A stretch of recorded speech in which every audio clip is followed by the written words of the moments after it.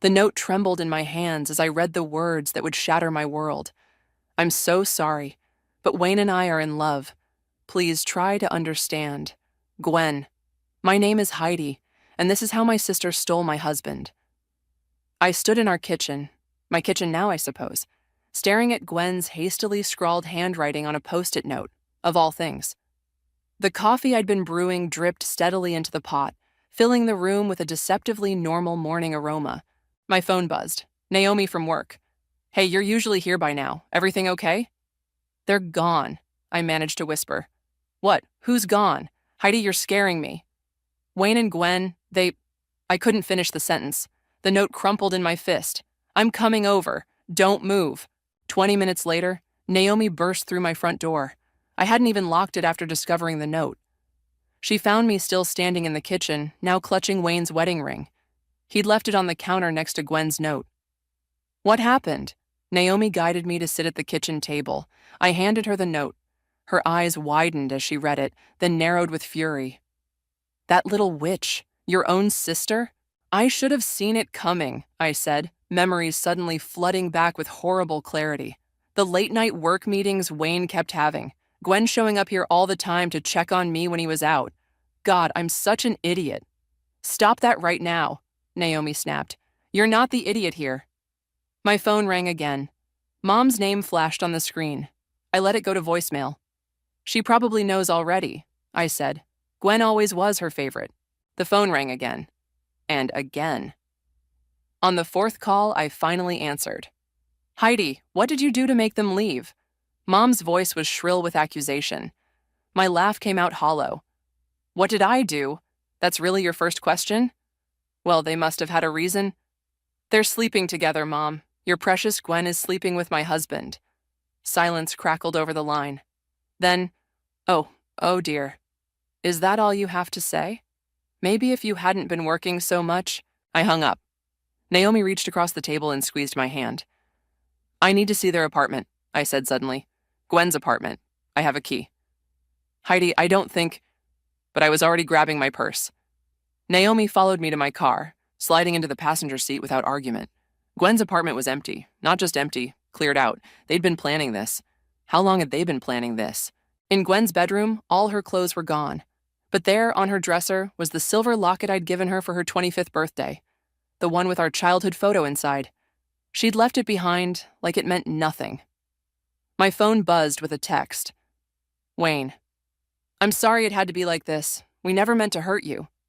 I threw my phone against the wall so hard the screen cracked. They never meant to hurt me? I sank to the floor, my legs giving out. They never meant to... What did they think would happen? Naomi sat beside me, wrapping an arm around my shoulders. What do you need? I took a deep breath, trying to steady myself. I need a lawyer, and I need to change the locks on my house, and I need... What? I need to know how to live in a world where my sister and my husband could do this to me. Naomi helped me to my feet. One step at a time. First, we're getting you out of here. Then, we're calling a locksmith. Then we're getting very, very drunk. As we left Gwen's apartment, I paused in the doorway. The locket still sat on the dresser, catching the morning light. For a moment, I considered taking it. It was mine, after all. I'd given it to her. But instead, I closed the door, leaving it behind just as they'd left me. In the car, another text came through on my cracked phone screen. Gwen this time. When you calm down, you'll understand. We couldn't help falling in love. I turned off my phone. They think I'll understand, I told Naomi as she drove. They think I'll forgive them. Will you? I watched the city scroll past my window, thinking of that silver locket sitting alone on the dresser, of Wayne's ring on my kitchen counter, of Gwen's childish handwriting on a yellow post-it note. Never, I said. And for the first time that morning, my voice didn't shake at all. 3 weeks after they left, I walked into work with my head held high and red lipstick perfectly applied. No one would see me break, not anymore. Someone's looking fierce today, Naomi said, falling into step beside me. New position still treating you well? I smiled, clutching my coffee cup. The promotion had come as a surprise. Apparently throwing yourself into work after your husband runs off with your sister can do wonders for productivity. Marketing director has a nice ring to it, I replied, unlocking my new office. The nameplate still made me pause. Heidi Hamilton, Director of Marketing. Speaking of rings, Naomi closed the door behind us. Did you finally call the divorce lawyer? I pulled a folder from my desk. Meeting him tomorrow. Found some interesting things in Wayne's old financial records. Do tell. Let's just say his successful investments weren't so successful. He's been hiding debt, lots of it. My phone buzzed. Mom again. I silenced it without looking. Still not talking to her? Naomi asked. Not until she stops trying to convince me to understand their perspective. Did you know she actually suggested I should have seen this coming because Gwen always looked up to me so much? That's messed up. A knock at my door interrupted us. Greg from IT stood there, holding a laptop. Hey, heard you were having trouble with the new software? My hero, I said, gesturing him in. It keeps crashing during presentations. As Greg worked on my laptop, I caught Naomi giving me a meaningful look. She'd been trying to convince me Greg was interested in more than just fixing my technical issues. All set, Greg said after a few minutes. Hey, a bunch of us are grabbing drinks after work. You should come, both of you. He added quickly, glancing at Naomi. Before I could make an excuse, Naomi jumped in. We'll be there. After Greg left, I glared at her. I'm not ready. It's drinks with coworkers, not a marriage proposal. You need to get out more. My phone buzzed again, a text this time. Gwen, Mom's really worried about you. Please call her. I deleted it without responding. Fine, I said to Naomi. 1 drink. 1 drink turned into 3, and I found myself actually laughing at Greg's terrible IT jokes. The bar was crowded enough to feel anonymous, but not so loud we couldn't talk. So then the client says, have you tried turning it off and on again? Like I hadn't already. My phone lit up with a call, Wayne's number. The laughter died in my throat. Excuse me, I muttered, stepping outside.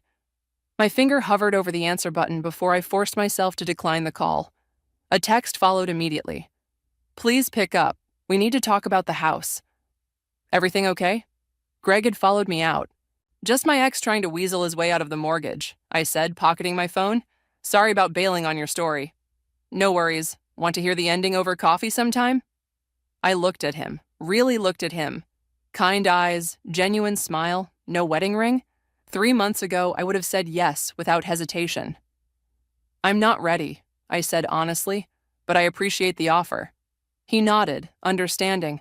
The offer stands, even just as friends. Back inside, Naomi was waiting with a concerned look. Wayne? And Gwen and Mom, the whole circus. Want to get out of here? I shook my head. Actually, I want another drink, and I want to hear the end of Greg's story. Later that night, as I unlocked my front door, another text came through, this time from an unknown number. You should know what your sister and ex-husband have been up to. Call me. Derek. I stared at the message, my finger hovering over delete. Instead, I saved the number. My house felt different now. Emptier, but somehow lighter. I'd redecorated, painted the walls, rearranged the furniture. No more family photos, no more wedding pictures. Just my space, my life. As I got ready for bed, my phone chimed one final time. Mom, I know you're hurt, but family is family. We need to talk about some things. There's more to this story than you know. I set my phone down without responding, but her words nagged at me. More to the story? What could possibly justify what they'd done? The old me would have called back immediately, desperate to understand, to fix things, to keep the peace. But I wasn't that person anymore. I turned off my phone, climbed into bed, and smiled at my ceiling. Tomorrow I had a divorce lawyer to meet, a presentation to nail, and a life to keep rebuilding. 1 day at a time. Let them keep their secrets. I was done trying to understand. The coffee shop was quiet when Mom walked in, exactly 15 minutes late. Some things never change. You look thin, she said, sliding into the seat across from me. Her first words in over a month, and they're a criticism. You wanted to talk, Mom, so talk. She fiddled with her purse strap. I visited Gwen last weekend. Of course you did. I started gathering my things. Wait, she grabbed my wrist. There are things you need to know about Gwen, about me. Something in her voice made me pause. What things? When I was 28, she began, releasing my wrist. I almost left your father for his best friend. I sat back down hard. What? I was unhappy, felt trapped. Robert, your father's friend, he made me feel alive again. She twisted her wedding ring. We planned to leave together, had it all arranged. But you didn't. No, I chose your father, chose family. She met my eyes. I've spent 30 years wondering if I made the right choice. Are you saying what Gwen did was right? No, I'm saying I understand the temptation, the desperation to escape. Escape what? Her perfect life? Her doting family? Mom's laugh was bitter. Perfect. Heidi, you were always the golden child. Everything came easy to you. School, career, marriage. Gwen spent her whole life in your shadow. That's ridiculous. Is it? Who got into an Ivy League school? Who landed the perfect job straight out of college? Who married first, bought a house first, got promoted first? So this is my fault? For being successful? No, but she stopped as my phone buzzed. Derek's number again. You should answer that, Mom said, nodding at my phone. I frowned. How do you know about Derek? Because he's the reason Gwen and Wayne are falling apart. She pulled out her own phone, showing me a social media post. Gwen and a handsome stranger, Derek, I assumed, looking cozy at a restaurant. When was this? Last week. Wayne doesn't know yet. I stared at the photo. Why are you showing me this? Because you deserve to know the whole story. Wayne and Gwen. They're not happy. They're drowning in debt, fighting constantly. She's turning to Derek, Wayne's drinking. And I should care because? Because they're family. They stopped being family when they betrayed me. Several heads turned at my outburst. I lowered my voice. You want to know what I think? I think you're trying to ease your own guilt by fixing this mess. What guilt? For always favoring Gwen, for making excuses for her, for comparing us our whole lives. Mom's face crumpled. I never meant, but you did. And now you're doing it again, trying to make me understand, to forgive. Well, I don't understand, and I don't forgive. Not them, and maybe not you either. I stood up, but Mom's next words stopped me cold. Wayne lost his job 3 months before they left. I slowly sat back down. What? He was embezzling from his company, gambling debts. When they caught him, they gave him a choice: resign quietly or face charges. That's impossible. He was still going to work every day. Pretending. Too ashamed to tell you. That's when he started spending more time with Gwen. She found out, tried to help him hide it from you. And they fell in love? I spat the words. They fell into desperation, made stupid choices, terrible choices. She reached for my hand. This time, I let her take it. I'm not excusing what they did, but people in pain do painful things. My phone buzzed again. Derek. Your sister's not who you think she is. Neither is Wayne. Let me prove it. What does Derek want? Mom asked. I don't know. I haven't called him. Maybe you should. Maybe it's time you knew everything. I pulled my hand away. Maybe I don't want to know everything. Maybe I'm tired of everyone else's drama becoming my problem. Heidi. No, Mom. I'm done being the responsible one, the understanding one, the one who has to fix everything. Let them destroy each other. I'm building a new life, and they're not part of it. I stood up again, gathering my things. Your father would want... Dad's gone, Mom. And so is the family we used to be. I shouldered my bag. I'll see you at Christmas. Maybe. As I walked out, my phone buzzed one final time. A message from Gwen. I need your help. Please. Everything's falling apart. I deleted it without reading further. Let it fall apart.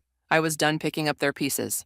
And that's why our new campaign will target millennials through experiential marketing, I concluded, clicking to my final slide. The boardroom sat in appreciative silence. Impressive work, Heidi, our CEO said, standing. Implementation starts next week. As people filed out, Greg caught my eye and gave me a thumbs up. Over the past few weeks, our coffee breaks had become a regular thing. Strictly platonic, but nice. Naomi burst into my office minutes later. You killed it. We need to celebrate. Actually, I said, checking my phone, I have plans. Hot date with Greg? I rolled my eyes. Pottery class. Pottery? Since when do you do pottery? Since I decided to try new things. I grabbed my bag. Want to come? She wrinkled her nose. And get clay under my nails? I'll pass. But dinner after? Deal. The pottery studio was peaceful, all warm lights and spinning wheels. I lost myself in shaping the clay, enjoying the simple satisfaction of creating something with my hands. That's coming along nicely, a voice said behind me. I turned to see Greg, wearing a clay-stained apron. Are you stalking me? He laughed. I've been coming here for years, never expected to see you here. I'm full of surprises. Clearly. He sat at the wheel next to mine. How are you doing? Really? I considered deflecting, but something in his expression made me answer honestly. Better. Some days I almost forget. Until Mom sends another guilt trip text, or Gwen leaves another desperate voicemail, or Derek. Who's Derek? Before I could answer, my phone buzzed. Speaking of the devil, another text from Derek. Your sister's playing both sides. Wayne knows about us now. Things are getting ugly. That's Derek, I said, showing Greg the message. Apparently he's involved with Gwen, even though she's with Wayne. Sounds messy? Everything about them is messy. I turned back to my pottery. I'm done with messy. Greg worked on his own piece quietly for a moment. You know, sometimes messy isn't all bad. Messy can lead to beautiful things. I looked at his perfectly formed bowl, then at my own lopsided attempt. Is that pottery wisdom or life wisdom? Both? He grinned. Hey, want to grab dinner after class? This time I didn't hesitate. Yes. Dinner was casual, just burgers at a local place, but comfortable. Greg told terrible IT jokes, and I found myself laughing genuinely. Then my phone rang. Wayne's number. You should answer it, Greg said gently, if only to tell him to stop calling. I took a deep breath and picked up. What do you want? Heidi, thank God. Wayne's voice was slurred. I messed up. Everything's messed up. You're drunk. Gwen's cheating on me. Can you believe it? After everything. I laughed, harsh and hollow. After everything? You mean after you two cheated on me? That was different. We were in love. Were? Silence on the line. Then, I don't know anymore. I don't know anything anymore. No. I cut him off. You don't get to need anything from me. Not anymore. I hung up, hands shaking. You okay? Greg asked softly. Actually, yes. I smiled, surprising myself. That felt good. My phone buzzed again. Gwen this time. Wayne's drinking again. I don't know what to do. I turned my phone off completely. Tell me about your worst IT disaster, I said to Greg. I need a good laugh. He launched into a story about a CEO who downloaded a virus from a spam email, and I felt something inside me relax. This was nice, simple, uncomplicated, fresh. Later, walking me to my car, Greg said, You know, there's an art festival this weekend, if you're interested. Are you asking me on a real date? Yes, unless you're not ready, then I'm asking as a friend. I thought about Wayne's drunken call, about Gwen's messages, about Mom's revelations. Then I thought about how peaceful the pottery studio had felt, how easy dinner had been. A real date sounds nice. His smile was worth it. At home, I finally turned my phone back on. 3 missed calls from Wayne, 2 from Gwen, 1 from Mom, and another text from Derek. They're both lying to you. Let me tell you the truth. I opened my pottery class photos instead, lumpy bowls and all. Greg had taken one of me concentrating at the wheel, clay up to my elbows, smiling. I set it as my new background photo, replacing the blank screen that had been there since I deleted all the family photos. Sometimes messy could lead to beautiful things indeed. The doorbell rang at 11:47 p.m. I wasn't asleep. I'd been curled up on the couch, reviewing presentations and texting Greg about our upcoming 3rd date. Through the peephole, I saw them, Wayne and Gwen, looking desperate and disheveled. Go away, I called through the door. Please, Gwen's voice cracked. We have nowhere else to go. That sounds like a you problem. Heidi, Wayne this time. We lost everything. The bank took the car. We're being evicted. Please, just let us explain. Explain what? How you betrayed me? How Derek scammed us out of every penny we had? Gwen interrupted. I froze, hand on the doorknob. What?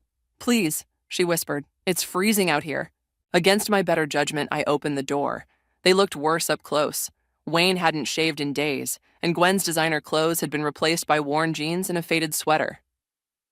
5 minutes, I said, leaving them standing in the entryway. Talk. Derek was Wayne's gambling buddy, Gwen started. He convinced Wayne to invest in some scheme. After you lost your job for embezzling, I cut in. Yeah, Mom told me. Wayne's face fell. You know about that? I know everything. Well, almost everything. Still waiting to hear why you're on my doorstep at midnight. Derek promised he could help us double our money, Wayne said.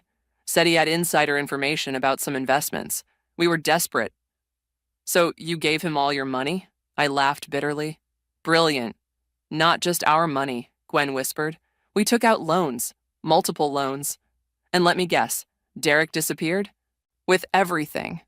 Wayne slumped against the wall. The investment was fake. He played us. Like you played me? The words shot out before I could stop them. Gwen flinched. We deserve that. We deserve all of it, but Heidi, please. Please what? Take you in? Give you money? Forgive you? Just help us figure out what to do, Wayne said. You always know what to do. Not anymore. Not for you. My phone buzzed. Greg. Still up? Just finished that movie you recommended. Who's that? Gwen asked, peering at my phone. I turned it away. None of your business. Your 5 minutes are up. Mom said you're doing well, Gwen tried. New promotion, new friends. Don't. I held up my hand. Don't try to manipulate me. Don't pretend you care about my life now. We do care, Wayne insisted. We never meant to hurt me. Funny how everyone who betrays me never means to hurt me. I opened the front door. Get out. Heidi, please, Gwen was crying now. You're my sister. No, you gave up that right when you left that post-it note on my counter, when you took my husband and ran away without even looking back. We can't sleep in the car again, Wayne said quietly. Again? How long have you been living in your car? 3 days, Gwen admitted, since the eviction. My phone buzzed again. Mom this time. They came to see you, didn't they? Please help them. They've learned their lesson. Unbelievable, I muttered. She knew you were coming here. She suggested it, Wayne said. Said you'd forgive us eventually. Well, she was wrong. I held the door wider. There's a motel 6 blocks south. That's all the help you're getting from me. We don't have money for a motel, Gwen whispered. I went to my purse, pulled out 2 20s. Here, one night, tomorrow you figure out your own lives, just like I had to. They stared at the money, but neither moved to take it. It's this or nothing, I said. Wayne reached for the bills, but I pulled them back. One condition. You tell me everything about Derek, the whole truth. They exchanged glances. There's more, isn't there? I asked. More than just a scam? So much more, Gwen said, but you won't like it. I already don't like any of this. Another text buzz. Greg again. Sweet dreams. Looking forward to Saturday. Looking at my phone, then at the broken couple in my doorway, I made a decision. Take the money. Go to the motel. Tomorrow at noon, meet me at the coffee shop on 5th. Tell me everything then. I held out the bills. But this is it. After tomorrow, we're done. Forever. Wayne took the money, his hands shaking. Gwen moved to hug me, but I stepped back. Noon tomorrow, I repeated. Don't be late. I closed the door on their faces, then leaned against it, listening to their footsteps fade. My phone buzzed one final time. Derek. They came to see you, didn't they? Don't believe a word they say. Meet me instead. I'll tell you what really happened. I stared at the message, wondering just how deep this rabbit hole went. The coffee shop buzzed with late morning activity as I waited. I'd arrived early, choosing a corner table with a clear view of both entrances. Mind if I join you? I looked up to find Derek standing there, tall, well-dressed, nothing like the sleazy con man I'd imagined. How did you know I'd be here? He sat down uninvited. I know a lot of things, like how your sister and ex-husband spent the night at the Motel 6 on your dime. Are you following them? Following you, actually. He smiled, all charm. For your protection. That's creepy. What's creepy is how they're trying to manipulate you again. He leaned forward. Did they tell you about the money? Their gambling debts? Yes. No, your money. The money Wayne stole from your joint accounts before they left. My coffee cup froze halfway to my mouth. What? Check your old statements. The withdrawals started 3 months before they ran off together. Small amounts at first, then bigger ones. My hands shook as I pulled up my banking app. There they were. Dozens of withdrawals I'd never noticed. Too busy trusting my husband to manage our finances. Why are you telling me this? Because they're going to ask you for money today. They'll spin some sob story about how I scammed them, but the truth is, the door chimed. Wayne and Gwen walked in, stopping short when they saw Derek. You, Wayne snarled, moving toward our table. Careful, Derek said smoothly. Scene like that might get the police involved. Sure you want that, considering your history? Wayne paled. Gwen grabbed his arm. Sit down, I commanded. All of you. Time for the truth. They arranged themselves awkwardly around the table. Wayne and Gwen on one side, Derek on the other, me at the head like a judge presiding over a trial. Start talking, I said, about the money you stole from me. Wayne's face crumpled.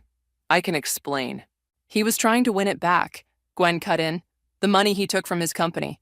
He thought if he could just get ahead, using my money? Using our money, Wayne corrected. We were married. We're being the operative word. I turned to Derek. And your role in all this? I tried to stop him. Derek spread his hands innocently. Warned him the games were rigged, the investments were fake, but he wouldn't listen.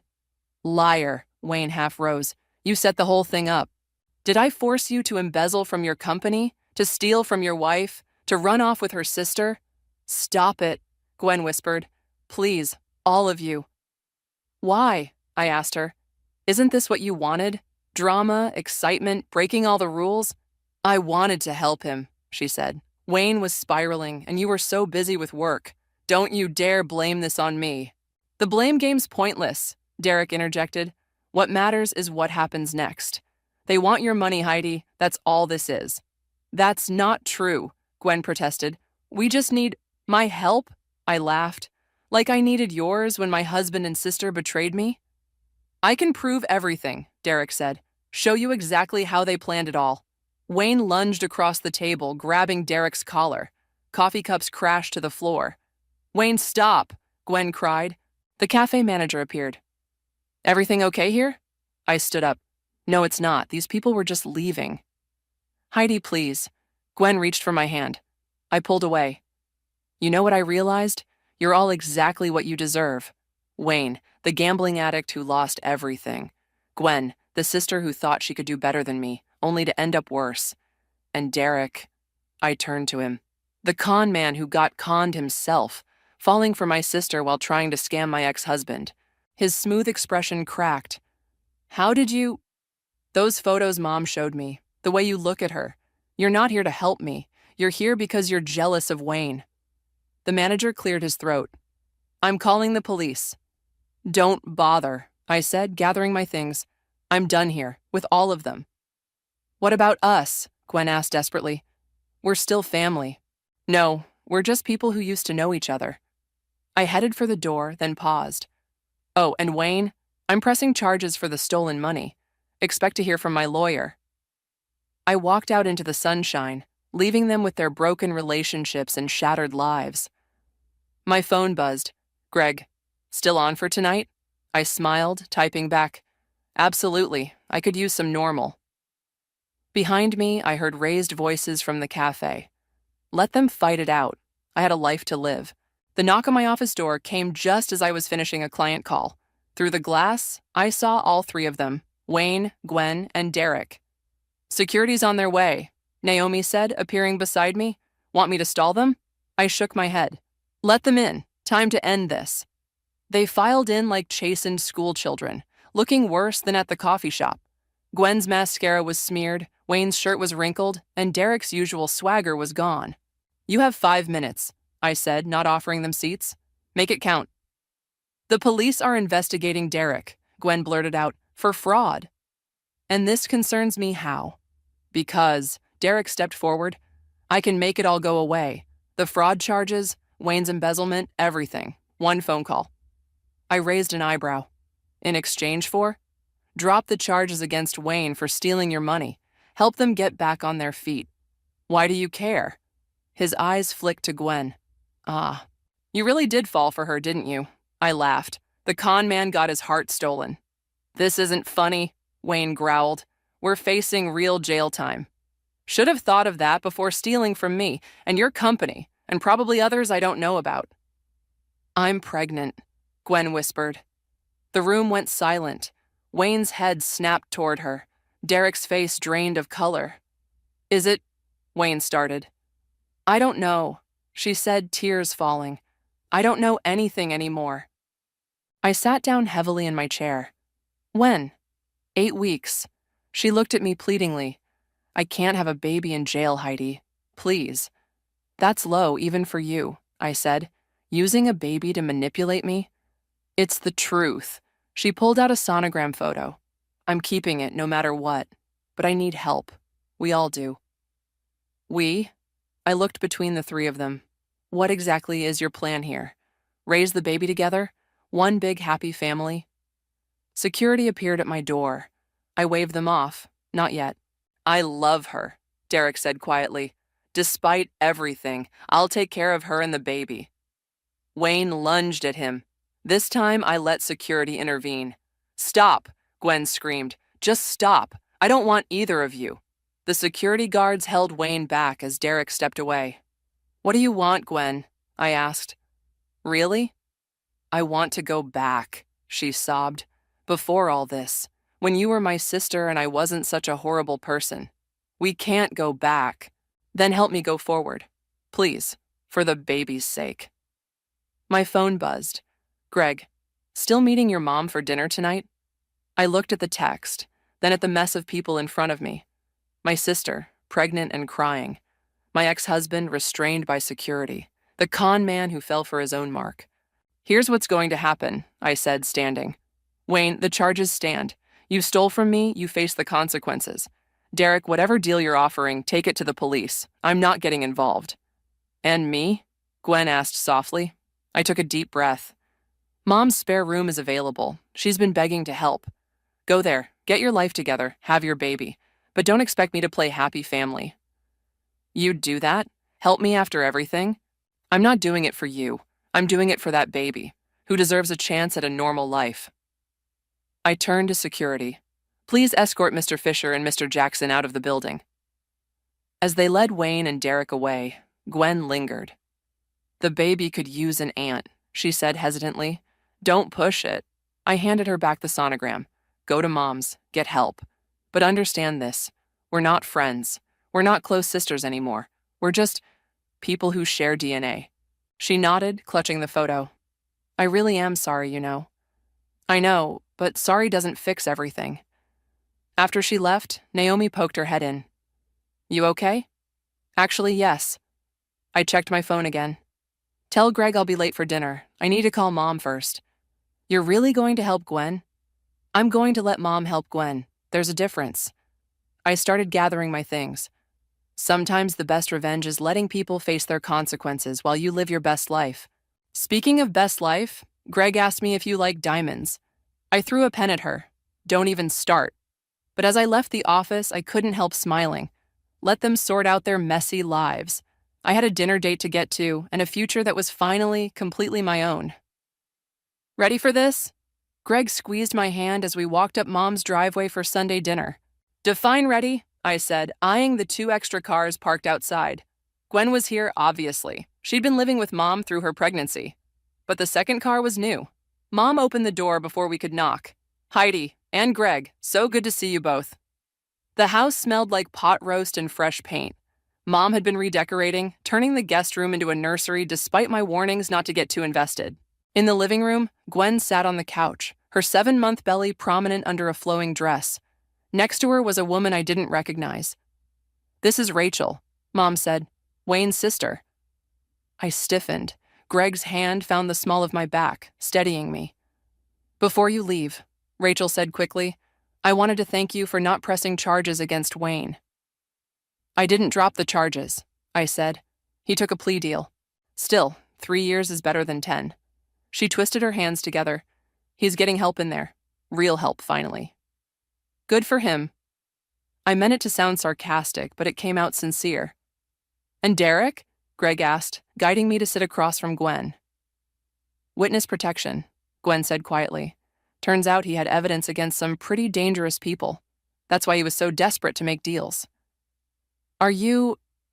I hesitated. Are you okay? About him? She rubbed her belly absently. I didn't love him. I didn't love Wayne either, not really. I think I just loved the idea of having something that was yours. Dinner's ready? Mom called from the kitchen, breaking the tension. Around the dinner table, Rachel shared updates about Wayne's progress in prison, anger management, gambling addiction therapy, job training. Gwen talked about her part-time job at the library and her prenatal classes. Mom beamed at everyone like her family was finally healing. Oh, Gwen suddenly grabbed her stomach. She's kicking. Want to feel? I hesitated. It's okay if you don't, she said. I know we're not. May I? Greg asked, surprising everyone. Gwen nodded. He placed his hand on her belly, grinning when he felt movement. That's amazing, he said. Heidi, you really should... I looked at my sister. Really looked at her. The designer clothes were gone, replaced by simple maternity wear. Her face was clearer, calmer. She met my eyes steadily. No manipulation, no desperation. Slowly, I reached out and placed my hand beside Greg's. The baby kicked. She does that a lot, Gwen said, especially when she hears voices. I've been reading to her. What are you going to name her? I found myself asking. I was thinking, Patricia, after Mom. Mom burst into tears, which made Rachel tear up, which had Gwen sniffling. Good Lord, I muttered, but I was smiling. After dinner, Greg and I helped with dishes while Rachel and Gwen went for a walk. Doctor's orders for gentle exercise. You know, Mom said, handing me a plate to dry. I was wrong before. About what? When I said I regretted staying with your father instead of running away, I was wrong. The hard choice was the right choice. I thought about Wayne in prison, Derek in witness protection, and Gwen living in Mom's spare room. About how taking the easy way out had cost them everything. I have something for you, Mom continued, pulling an envelope from her pocket. Found it while cleaning out the nursery.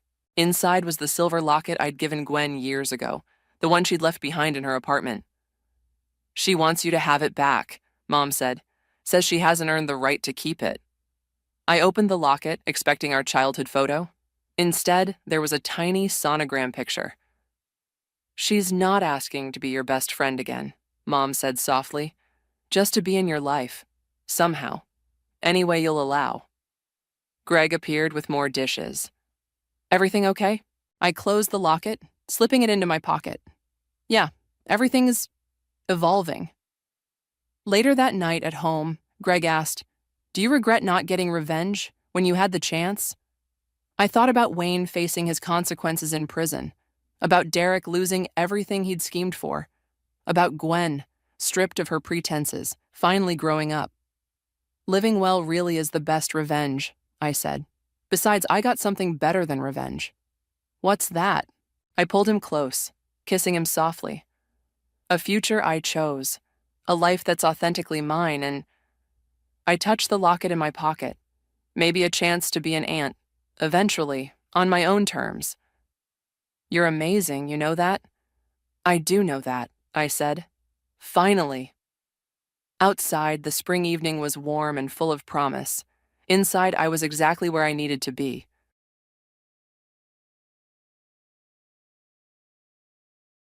My name is Sherry Hansen. Right now, I am facing the most difficult decision of my life. It was 4 years ago that my father, Richard, died in a traffic accident. On an ordinary Monday morning, on his way to work as usual, he was involved in an accident caused by reckless driving and was killed instantly.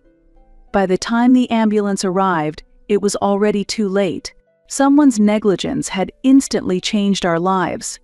Moreover, the pain was intensified by the fact that the perpetrator was never found. My father's death left our family with deep sadness and a lingering pain of justice not served. At the time of the accident, I was a senior in college. I was excelling in my business studies and had a job offer from a major consulting firm after graduation. However, my father's death completely changed my future plans. He was the sole breadwinner of our family. My mother, Diane, has been a homemaker since getting married, dedicating herself to taking care of the family. She was skilled in cooking, attentive to the family's health, and valued relationships with neighbors. An ideal housewife. However, the sudden death of her husband gradually sapped her will to live. She could not cook for days and suffered from sleepless nights. The psychological shock was so severe that working outside was unthinkable. In this situation, I decided to change my job prospects.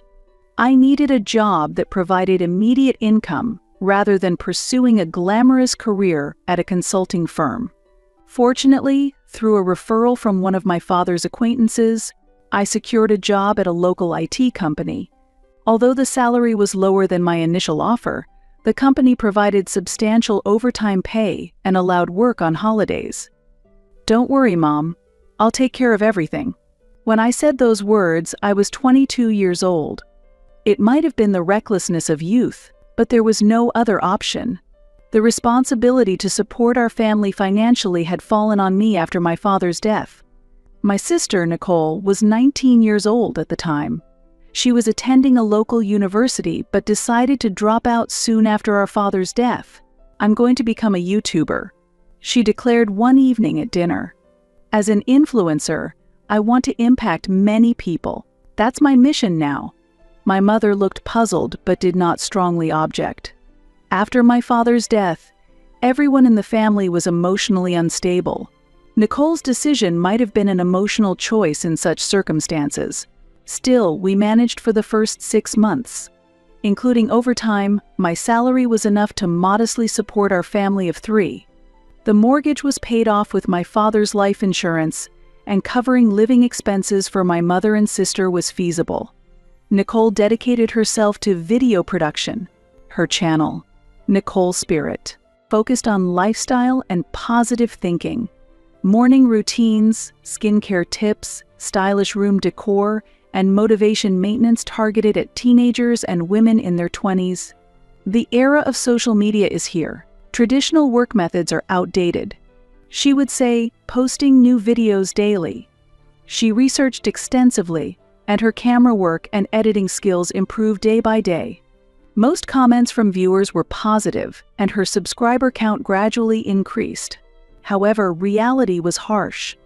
3 months in, she only had about 2,000 subscribers. Ad revenue was barely a few $10 a month, and there were no sponsorship deals.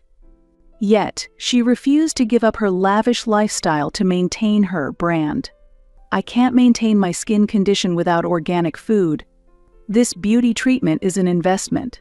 If I don't look good, viewers will turn away. I can't compete without a new camera." Her demands continued endlessly. More than $300 per week vanished into beauty-related expenses. In the beginning, we could manage with my father's inheritance. However, as Nicole's demands escalated, they increasingly strained our finances. The latest camera equipment, lighting, editing software, all costs were coming out of my pocket. My regular salary was not enough to cover these expenses, and I worked overtime daily and on holidays to make ends meet. Sometimes we would have conversations like this. "Nicole, why don't you think realistically? You can continue YouTube while working a part-time job." She would vehemently oppose. "You don't understand. This isn't just a hobby. It's my mission." And invariably, she would end up crying to our mother. "Mom, my sister doesn't understand my dream." My mother always indulged and protected Nicole. Sometimes, Nicole would even use our mother's money without permission. As a result, my mother would ask me for even more help, and all the burdens ultimately fell on my shoulders. Just the other day, Nicole wanted an expensive brand name bag. I can't look good as an influencer without this. Even though I opposed it, my mother secretly gave her the money. I just want to see Nicole happy. My mother always says that, trying to fulfill my sister's wishes. Nicole's room is now overflowing with unused expensive equipment and clothes. Even so, my mother continued to relentlessly ask me for money for Nicole's new essentials. "You're so cold." Nicole would cry out, and each time, my mother hurried to console her, saying, "You don't understand how hard she's working." And once again, I was made out to be the villain. My salary disappeared each month in this way. overtime and bonuses too. All were used to support their lives. My bank account balance became nearly invisible, and my savings were depleting rapidly. Yet, Nicole's investments continued, and my mother remained indulgently sweet towards her.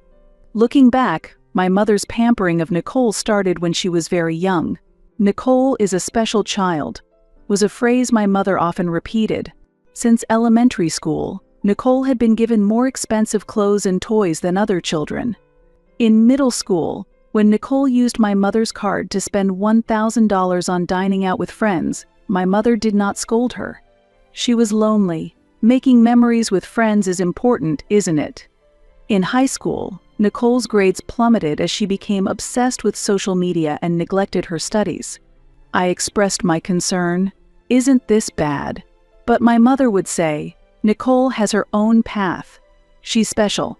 And now, as Nicole chases her dream of being a YouTuber, my mother continues to spoil her. As Nicole's demands grew, so did the seriousness of my mother's pampering. My life became solely about work. I worked from 8 a.m. to 9 p.m. on weekdays, and also went in on weekends to earn overtime.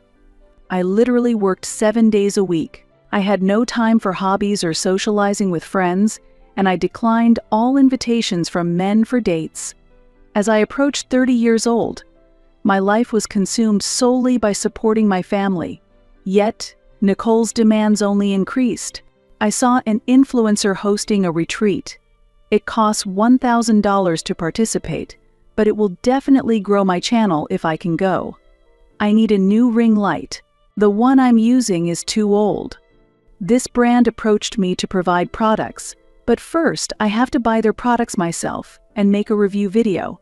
I was utterly exhausted by her costly, incessant, and unnecessary demands. However, the thought that my family relied on me kept me going. It was both a sense of duty and a kind of pride. I believed it was my role to protect my family in place of my father. The turning point came last fall. Nicole was focusing on videos by Julia Smith, a lifestyle influencer who was rapidly gaining popularity at the time. Despite starting her YouTube channel later than Nicole, Julia had become a major influencer with over 1 million followers, and her influence was immense. Why is she more successful than me when she started later? Driven by jealousy of Julia, Nicole began to study her videos.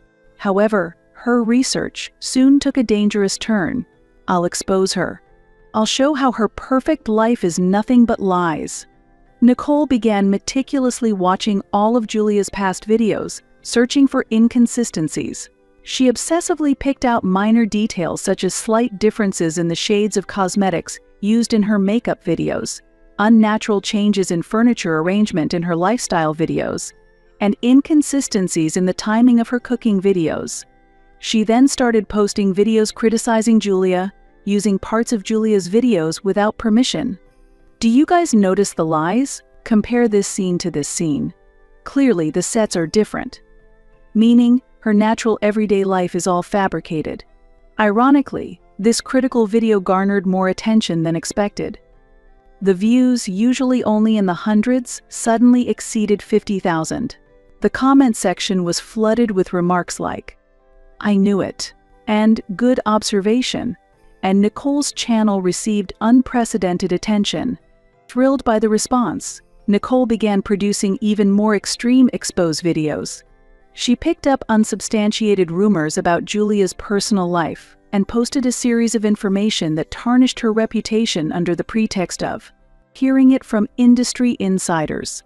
Her designer bags are all rentals. She only borrows them for Instagram posts. Actually, she's broken up with her boyfriend but still pretends to be together. Her family relations are actually terrible, they only come together for shoots. Nicole's jealousy was no longer suppressed by reason. The more views her videos grew, the more intense her attacks became. A warning soon arrived. It said that legal action could be taken for copyright infringement and defamation. But even this warning stimulated Nicole's distorted psychology. If they threaten to sue, doesn't that mean I'm right? What's wrong with telling the truth? From then on, Nicole completely lost her mental balance. She monitored social media day and night, obsessively leaving comments on Julia's posts. She stopped wearing makeup, ate irregularly, and sometimes stayed up all night digging through Julia's past posts. Look, these posts don't match up chronologically. It's all lies, all of it. Late at night, she would burst into my room, spouting incoherent words. The bright and positive sister I once knew had completely disappeared. Sherry, have I gone crazy? But when I see her, I can't stop feeling irritated. Jealousy, hatred, and self-loathing consumed her. Every new post from Julia deeply upset her, and she would lock herself in her room and cry continuously. Yet, she kept posting more aggressive videos. On social media, she slandered Julia as a fraud and con artist, and she told her fans they were brainwashed and to wake up. Nicole's extreme behavior started to drive away her existing followers. Eventually, a formal warning arrived from Julia's lawyer. They demanded $500,000 as compensation and stated that if we did not comply, legal proceedings would follow. Am I wrong? But she's a liar. She started after me, so why not me? My mother felt a deep sense of crisis seeing Nicole like this. At this rate, she'll break. One day, when I returned home from work, my mother was sitting alone in the kitchen, sighing. "Sherry, I have a request." The expression on my mother's face was marked with deep fatigue and anxiety. "I want to take Nicole to Hawaii. I think she needs time away from the environment and social media. If she stays locked up at home like this, she won't be able to recover." I immediately objected. "Mom, where would the money for that come from? We're already struggling with the compensation payment. Besides, a temporary escape won't solve anything." "But I can't just leave Nicole like this. She says in the middle of the night that she wants to disappear." I'm scared." My mother's voice trembled. Indeed, my sister's condition was serious. However, this was an issue that should be addressed with professional counseling, not resolved with an expensive trip to Hawaii. At that moment, I talked about my own plans. Actually, I was thinking of buying a car. It would reduce my commute time, allow me to work more overtime, and serve as transportation for the family, right? And, as if to interrupt my words, my mother began to speak. "Sherry, you really don't understand Nicole's condition. Just last night, she was looking at Julia's social media and muttering, 'I want to disappear. No one needs me.' If things continue like this, if she keeps going like this, I just can't imagine what could possibly happen to her." My mother's voice shook again. Indeed, Nicole's condition was worsening by the day. Each time she opened social media, her expression twisted, and she cried every time she saw a new post by Julia. Those days continued. "Let's consult a professional. I'll look for a good psychiatrist." However, my mother shook her head. "We need to change the environment immediately. In Hawaii, it will be harder for her to use her smartphone. In nature, she should be able to find some peace of mind." My mother's expression showed her determination. I sighed deeply. "Mom, that won't solve anything. Let's talk properly tomorrow night." With those words, I returned to my room. Indeed, my sister's condition was serious. But is a temporary escape truly a solution? The next day, when I returned home from work, the house was eerily quiet. A note was stuck on the fridge. "Sherry, I'm sorry. I'm taking Nicole to Hawaii. She had a hyperventilation attack this morning. I couldn't wait any longer. We can save up money again, right? Let's meet in a week." Mom. The message tore at my heart. It felt as if my feelings were being dismissed as insignificant. When I checked the bank account, $25,000 had been withdrawn. It was the money I had desperately saved for improving our lives. Every day's overtime, weekend work, all the entertainment I had given up, all of it had suddenly been spent like this. I stood frozen, reading the note over and over. Various emotions swirled in my mind: anger, sadness, the pain of betrayal, and resignation. For a week, I pondered deeply. Certainly Nicole's condition was critical. My mother's actions were likely motivated by her love for her daughter. But was this really a solution? Rather, this escape might only reinforce Nicole's dependent personality. My mother called almost every day, but I didn't answer. Instead, when I opened social media, there were posts from my mother and sister in Hawaii. The first thing I saw was a photo at Waikiki Beach. Nicole is dressed in a new swimsuit, smiling perfectly for the camera. Hawaii Day 1. A fresh start, becoming a new me. It had over 3,000 likes. The next post was of smiles at a fancy restaurant. The best seafood and the best mom. The person who understands me the most.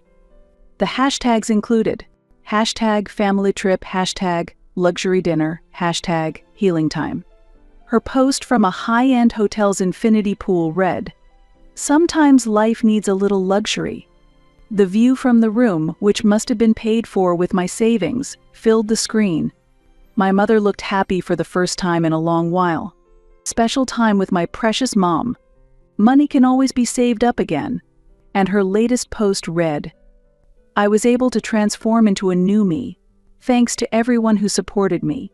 But there were also those who didn't." Ironically, the numerous healing trip photos clearly showed that Nicole's dependence on social media had not improved at all. In fact, her posting frequency seemed to have increased compared to when she was back at home. I closed the screen and sighed deeply. The series of posts were as if they completely misunderstood the reason for my heartaches. That was the result of my desperate savings being used. Above all, the act of using my savings without permission completely destroyed my trust toward my family. It took me 3 days to make a decision. I consulted with a psychiatrist and sought advice. I understand your family's feelings, but a temporary change of environment alone will not solve the problem fundamentally. It might even encourage escapism. The patient needs professional counseling and appropriate treatment. The doctor's words solidified my resolve. First, I signed a lease for a new apartment. It's a small one-room located just a 15-minute walk from my workplace. Next, I moved all the furniture and appliances I had purchased into the new apartment. TV, refrigerator, washing machine, microwave, dishes. Everything except for things that were keepsakes of my father were items I had bought. Finally, I opened a new bank account and changed my salary deposit details. I completely emptied the bank account my mother knew about. At the same time, I made an appointment for Nicole to see a psychiatrist nearby. When my mother and Nicole returned from Hawaii, they found an almost empty house. As expected, my phone kept ringing after that. "Sherry, what do you mean by this? The house is empty. Nicole is getting sick again." My mother's voice was a mix of panic and fear. Nicole also kept calling, her voice crying out desperately, "Sherry, don't abandon me, please." But this time, I could not let my emotions get the better of me. I thought deeply for a week. I had to change this situation. Continuing to carry the family's burdens would make no one happy. It would only further encourage my mother and Nicole's dependency. 2 days later, I sent a brief email. "Dear Mom and Nicole, the use of my savings for your trip to Hawaii has irreparably damaged our relationship. Nicole, I understand your suffering. That's why I've made an appointment for you at a nearby psychiatric clinic. The appointment time and place are as per the attached note. True recovery involves facing reality, not running from it, with the help of professionals. I have done my best for our family, but it seems I have made no one happy. I've only strengthened Nicole's dependency, encouraged Mom's escapism, and exhausted myself. From now on, I think each of us should live our lives responsibly. You two can live at home as it is Dad's keepsake. However, my financial support ends today. Still, I am willing to consider covering Nicole's treatment costs if she is serious about improving herself. Goodbye. Sherry." After that, calls and messages flooded in. My mother blamed me, Nicole cried out, and relatives sent critical messages. "How could you abandon your family? You're so cold." What would your father say if he saw this? How could you do this without considering your sister's mental state? I did not succumb to their emotional attacks. I blocked all contacts and made my social media accounts private. My life then began anew. At first, I did feel some loneliness. But strangely, there was a greater sense of relief, as if I was freed from heavy chains. I reduced overtime and weekend work and started studying for a certification. I found a small hobby as well. Growing houseplants has become my new joy. 3 months later, my mother and Nicole showed up at my office. They were almost stopped by security, but I agreed to meet them briefly. My mother was clearly exhausted. There were dark circles under her eyes and her hair was completely disheveled. Nicole had completely shut down her YouTube channel, and my mother had started working as a waitress at a local family restaurant. "Please come home. We can't live without you," my mother pleaded tearfully. "Your father would want all of us to cherish this family he left behind." I responded quietly but with strong resolve. "No, Mom, that's not right. Dad would have wanted me to cherish my own life.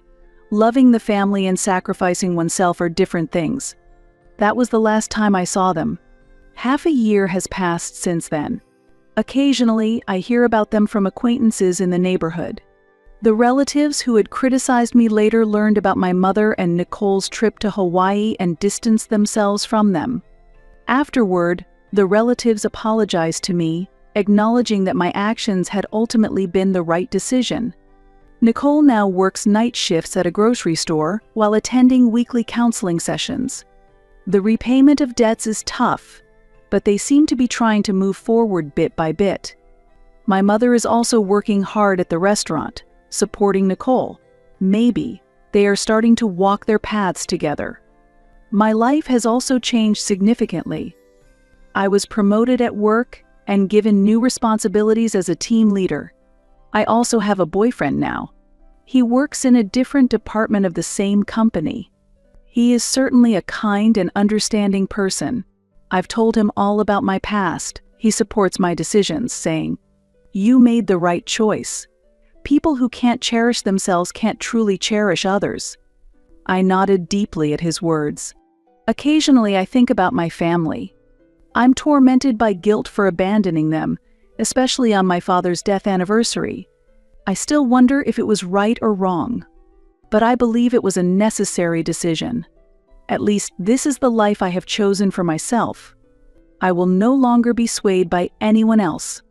And most importantly, I feel that I am truly living my life for the first time.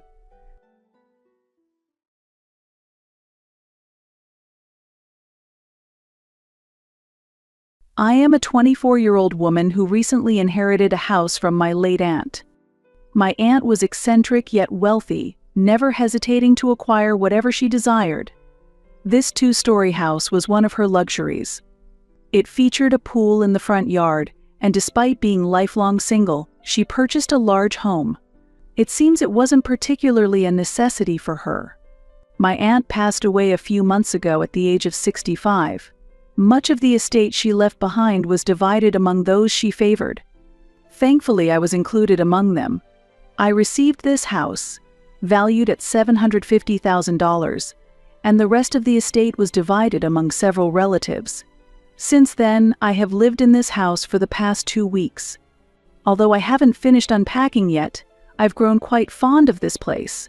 My parents, who learned I had moved here, expressed a desire to see my new home and said they would visit the day after I moved. My mother came with her 16-year-old stepdaughter. I felt a bit uncomfortable. I had thought it would be just my mother coming. Still, I didn't dislike my stepsister, so I didn't mind it much. She was reserved towards me, so I couldn't particularly like her. However, I was kind to her, yet she seemed particularly close not to me but to my parents. My parents have been divorced for the last 20 years. They separated when I was 4 years old.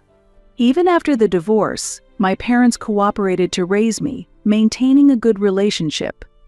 Growing up, I realized that they had just grown apart in personality and values, not engaging in a bitter divorce. On the contrary, they continued their relationship as trusting friends. Thanks to that, I was raised maintaining good relations with both parents. However, our distance naturally grew after my mother remarried a few years ago. She had been dating her current husband for 2 years, and I had met him several times during their courtship, behaving politely. Thus, I hadn't expected her to distance herself somewhat after getting married, but it didn't particularly bother me. It seemed natural for her to spend her time with her new family now that I was an adult and independent.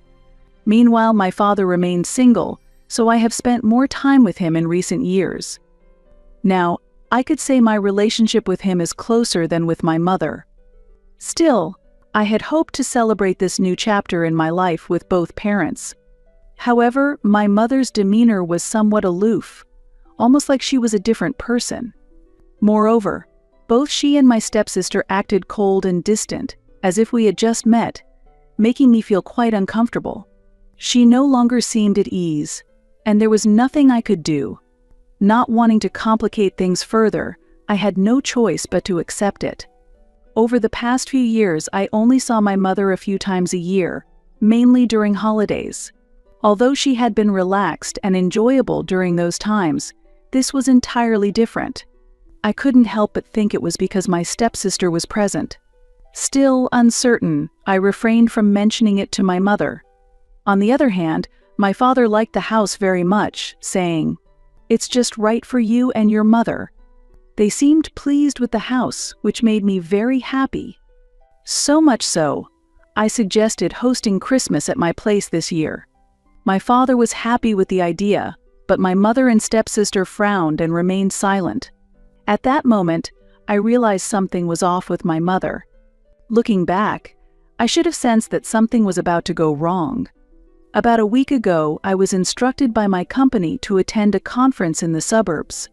The location was a 7-hour drive away, which made me hesitant, but my boss insisted, saying, "I can't entrust this client to anyone but you." So I finally agreed. Additionally, I was encouraged to spend the weekend at the hotel where the conference was being held, offering a chance for a short vacation at no cost. However, one reason for my hesitation was that a very important package was scheduled to arrive on the departure day.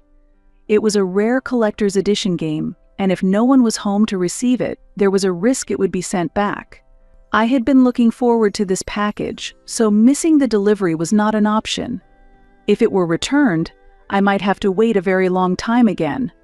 I planned to give this as a gift to my boyfriend for our 3rd anniversary in 2 weeks, so I absolutely needed to receive it as scheduled. My first thought was to ask my father to come to the house and receive the package on my behalf. However, he was going on a trip with friends and would be out of town for 6 days. Since the gift was a surprise for my boyfriend, I couldn't ask him for help. I tried asking a few friends as well, but none were available, and I was close to giving up. I considered asking my neighbors to receive the delivery, but honestly, most of them are middle-aged office workers who are quite unfriendly and cold. I don't get along with them, and even bringing up the subject felt a bit awkward. Wondering why they were so cold towards me, I once asked my father about it. He suggested that maybe they thought I was too young. Still, at this time, I had no other options. It seemed I had to overcome the awkwardness and ask someone in the neighborhood for help. I could have asked my mother, but I knew she would find an excuse to say no. So I dismissed that idea from the start. Honestly, I had been bothered by her attitude the last time we met, and since then, I haven't felt like asking her for anything. I wanted to avoid bothering my mother, so I was hesitant to ask her myself. Surprisingly, it was my mother who contacted me first. We used to call each other frequently before she remarried, but since her remarriage, she hadn't initiated contact unless there was a special reason. So, I listened quietly to what she had to say. My mother started by asking if she could use my house for one day over the weekend. She planned to host her book club meeting and explained that her house was unavailable that day. She promised to pay all expenses for the day and asked to borrow my house keys. She needed to host the meeting, and her husband was due home that day, so she couldn't use their house. I immediately said yes. My mother has been a member of this book club for years, and since my house is a bit far from where she lives, I didn't find her request suspicious. Relieved that I didn't have to worry about the package anymore, I was happy to go on my business trip, allowing my mother to use my house over the weekend. I was planning to be away from home during that period anyway, so the timing was perfect. It worked out well for both of us, and I handed the keys to my mother before I left. This was around 1 p.m., 2 days ago. The client was a bit of an odd character, with a meeting scheduled for 9 a.m. the next morning, so there was no need to leave early. It was a 7-hour drive, but I was fully prepared to relax over the weekend. I was headed to the hotel planning to use the spa the next day, but about 5 hours into the drive, my boss called. Apparently, the client had a severe allergic reaction to something they ate a few hours earlier and was hospitalized, resulting in the meeting being canceled. I was honestly frustrated by the news, but there was nothing I could do at that moment, so I decided to stop at a nearby restaurant to eat and consider my next steps. Then, the company instructed me to return home without staying overnight because the client rescheduled for the following weekend, and staying at the hotel would no longer be covered by the company. While eating, I suddenly remembered my house and decided to check on it. It was also a good opportunity to test the new CCTV cameras I had installed a few days ago. The cameras, installed in every room, could be accessed remotely, so I opened the app to check. Surprisingly, the view was not of middle-aged women from the book club discussing books in the living room. Instead, my house was filled with a crowd of teenagers. Not just the living room, but the entire house was swarming with teenagers. I hadn't counted exactly, but there were definitely at least 20 kids filling the house. I was shocked. Not understanding what was happening, I decided to rush home to check the situation. I think it was around 4 p.m. at that time. Realizing that a party was being held in my house without my permission, I was certain my mother and stepsister were involved. I arrived home just before 11 p.m. Loud music could be heard from a block away. As soon as I arrived, I saw kids lounging in the yard, drinking beer, and realized that my stepsister was throwing a big party at my house. I was furious and speechless at the scene. As I opened the door, I felt a strong shock throughout my body. The music was piercing, and I couldn't believe no one had called the police yet. The house was filled with the smell of cheap beer and sweat, and I had to push my way through teenagers dancing, flirting, or just standing there vaping. I searched every room trying to find my stepsister, and the kids looked at me strangely. Finally, I found my stepsister in a quiet bedroom on the second floor. She was sitting on the floor with her friends, laughing and drinking beer. At that moment, I noticed her feet on the pillow on my bed. I felt a surge of anger at that sight. Although she noticed me standing at the doorway, she ignored me and continued talking without saying anything. I could not tolerate such behavior, and I immediately called the police. Then I grabbed her arm, made her stand up, and told her to leave immediately. Fortunately, she was not too drunk to stand on her own, and I was able to get her out of the room without having to hold her for long. However, defiantly, she came up to me and said that she was only using the place because my mother said she could use it today, and that I had no right to kick her out or interfere. Fortunately, this house is mine, not my mother's, and I have the documents to prove it. I informed her that I had called the police. Hearing this, her friends, worried that the police might come, started to panic. Eventually, realizing that they were all drunk and most of them were underage, which could lead to serious trouble within minutes, they all left the scene. After everyone had left, I contacted my mother, the root cause of this ordeal, and yelled at her for betraying my trust. I told her that her daughter had thrown a large party at my house while I was away, and I had to kick out the teenagers present. She had caused a commotion in my house without any prior consultation. It's all my mother's fault. I told my mother that her actions were unacceptable, and that we were fortunate that no one had called the police. However, instead of apologizing, she started to get angry. My mother accused me of overreacting and ruining my stepsister's birthday party. She had always wanted to throw a party for her friends, but her house was too small to host such a large gathering. She thought I would forgive her if it was for my stepsister's sake, just this once. My mother accused me of being selfish, saying that now that I have a big house, it wouldn't hurt to lend it to others when they need it. She claimed that her daughter was only looking at the house to throw a party. She said her daughter hadn't done anything wrong. However, that was a complete misunderstanding. They had not only been drinking but also played music loudly and completely trashed the house. Additionally, I discovered that jewelry had been stolen from the house. Despite being family, my sister who had trespassed was arrested.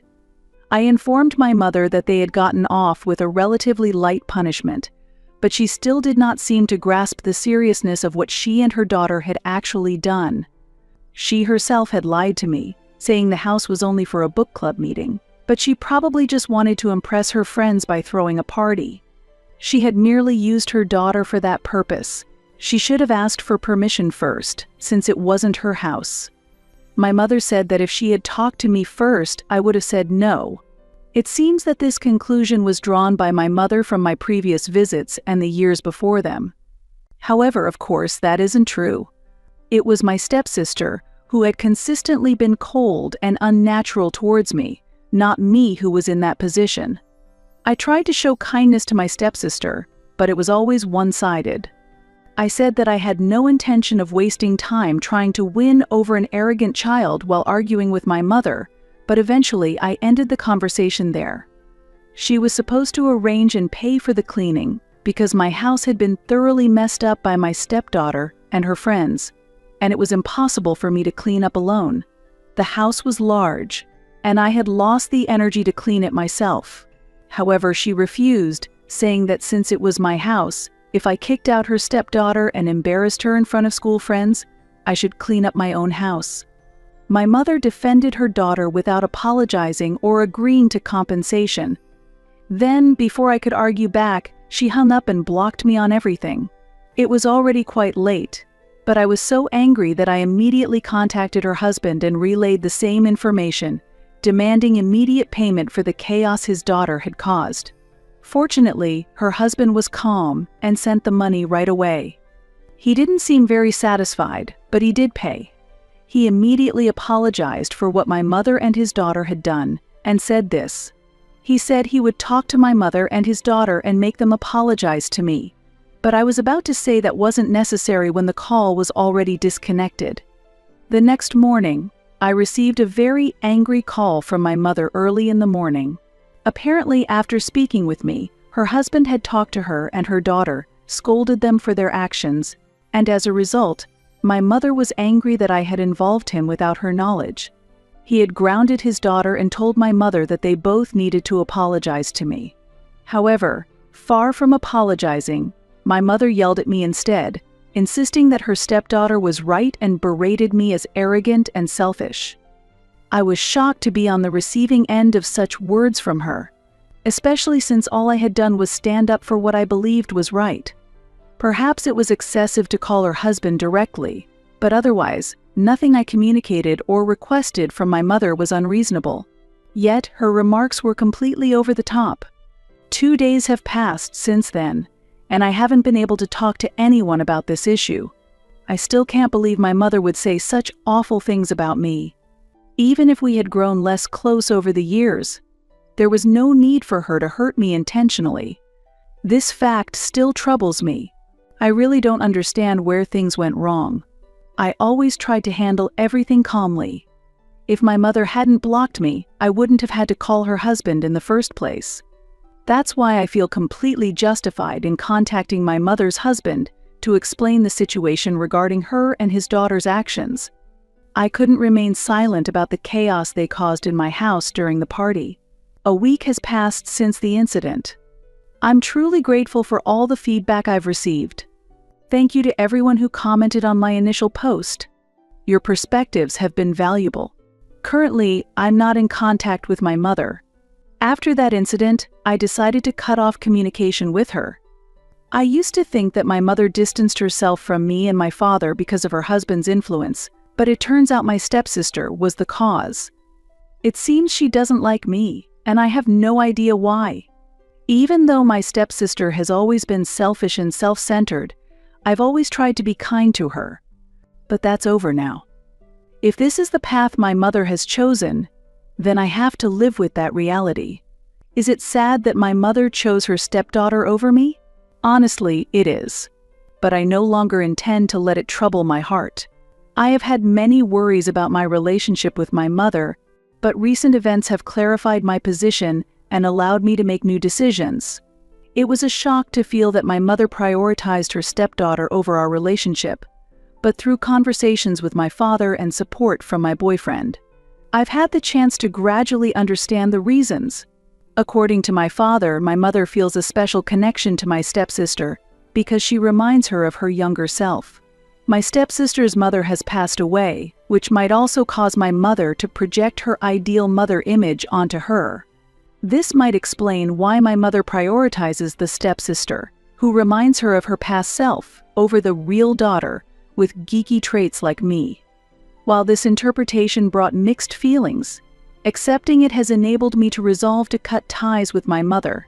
My father fully supports my decision and has also chosen to cut off contact with her.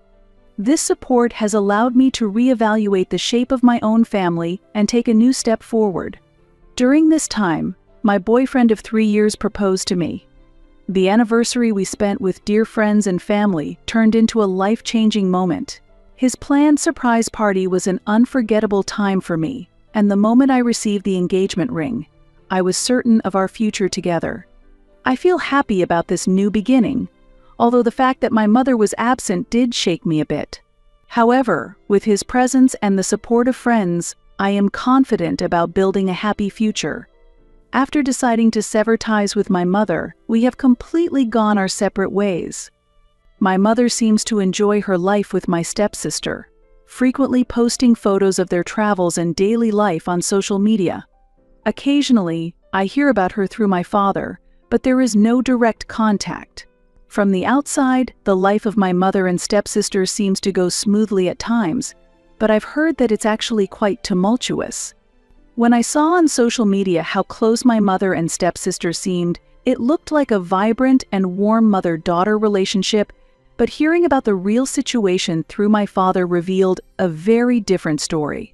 As my stepsister enters her teenage years, she's been causing frequent trouble at school and in her personal life, with my mother spending her days dealing with it. My stepsister faces many challenges, including bullying issues at school, friendship problems, and falling grades, and it's not uncommon for my mother to be called into school. Additionally, her defiant attitude has become more apparent, leading to frequent arguments with her mother over trivial matters.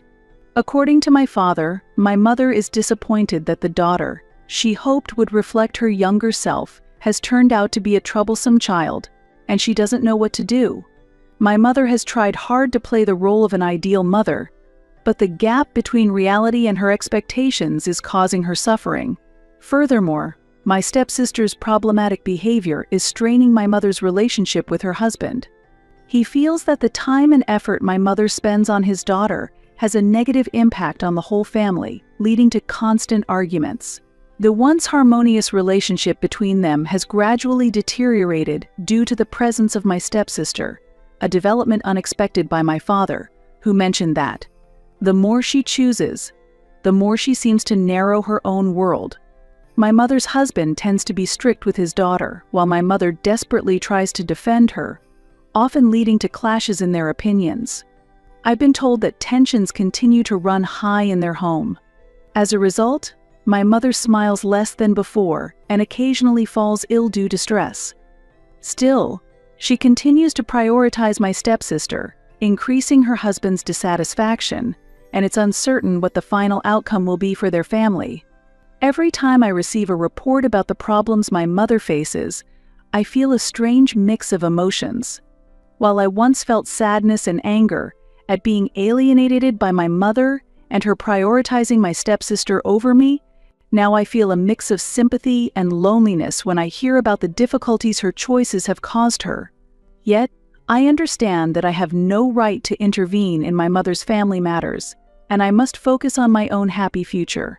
The difficulties my mother faces are the result of her will to build an ideal mother-daughter relationship clashing with the complexities of reality. However, there's nothing I can do now. My mother must realize and resolve the consequences of her past choices and actions on her own. This is her path, and this is the conclusion I have reached through my growth.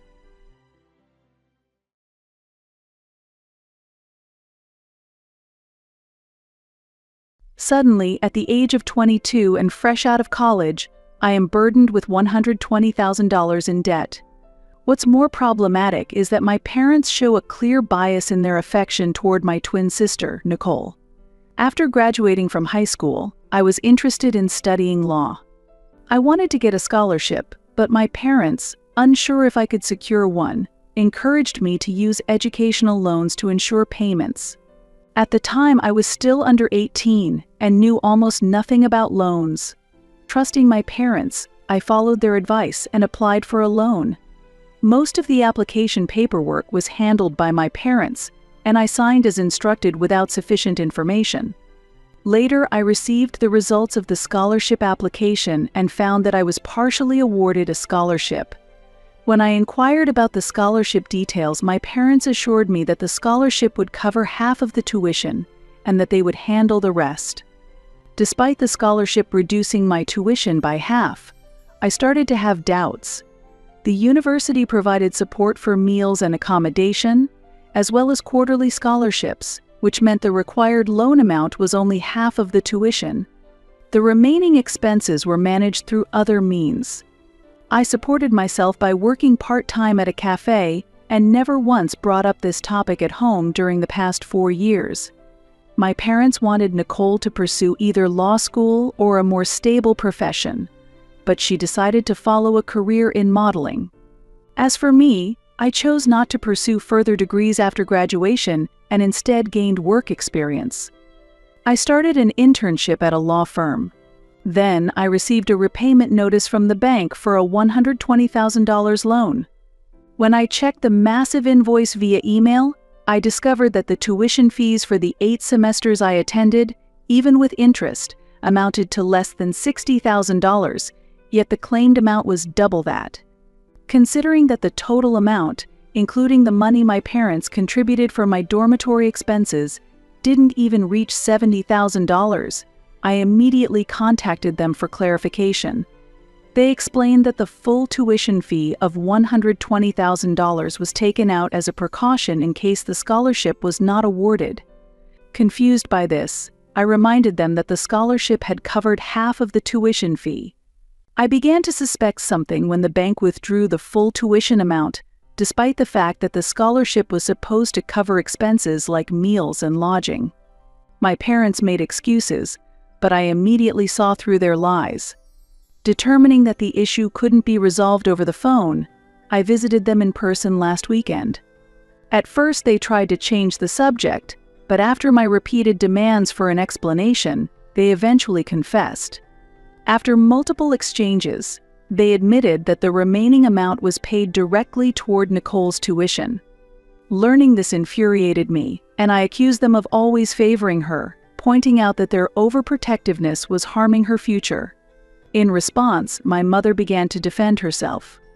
They insisted they loved both of their children equally. Initially, they claimed they didn't intend to allocate part of my tuition to Nicole, but when I received part of the scholarship, they ultimately decided to give half of it to her. I pressed them for their reasoning and asked why they hadn't considered a separate loan for Nicole. They explained that Nicole's high school grades weren't good enough for an independent loan application, and since they had already used their house as collateral for my tuition, they had no other assets to offer. I declared that I would only pay $70,000 and that the remaining $50,000 should be covered jointly by Nicole and my parents by the next morning before leaving. While spending time alone in my room, my father knocked on the door and said he wanted to have a serious talk. However, it wasn't the conversation I had hoped for. Once again, the topic of the loan came up. My father explained that as a parent, he felt it was his responsibility to secure the futures of both his children. For that reason, I felt I had to ask why he had invested so much in Nicole. He explained that he had done everything to ensure Nicole could attend university, but she ultimately chose to pursue a modeling career instead. Sarcastically, I asked if Nicole had achieved anything noteworthy over the past 4 years. Although my father answered negatively, he added that he couldn't interfere with her efforts. I regretted my harsh tone but knew it was too late to take it back. I told him that $120,000 was far too excessive for me to bear. In response, my father argued that I am currently earning a decent salary at my job and that my income is expected to increase as I transition to a full-time position within a few months, making loan repayment manageable.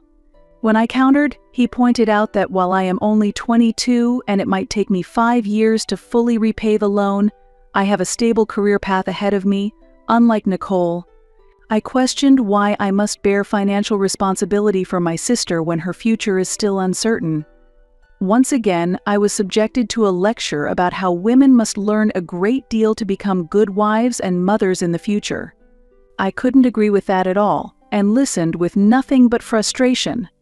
Ultimately, I am uncertain if I truly need to pay the $50,000 on behalf of my sister, if it is genuinely my obligation, or if I am simply being asked to cover for her because I have an income. When I consulted some friends about the matter, they said that if Nicole were paying, I should also pay, but that was not the reality.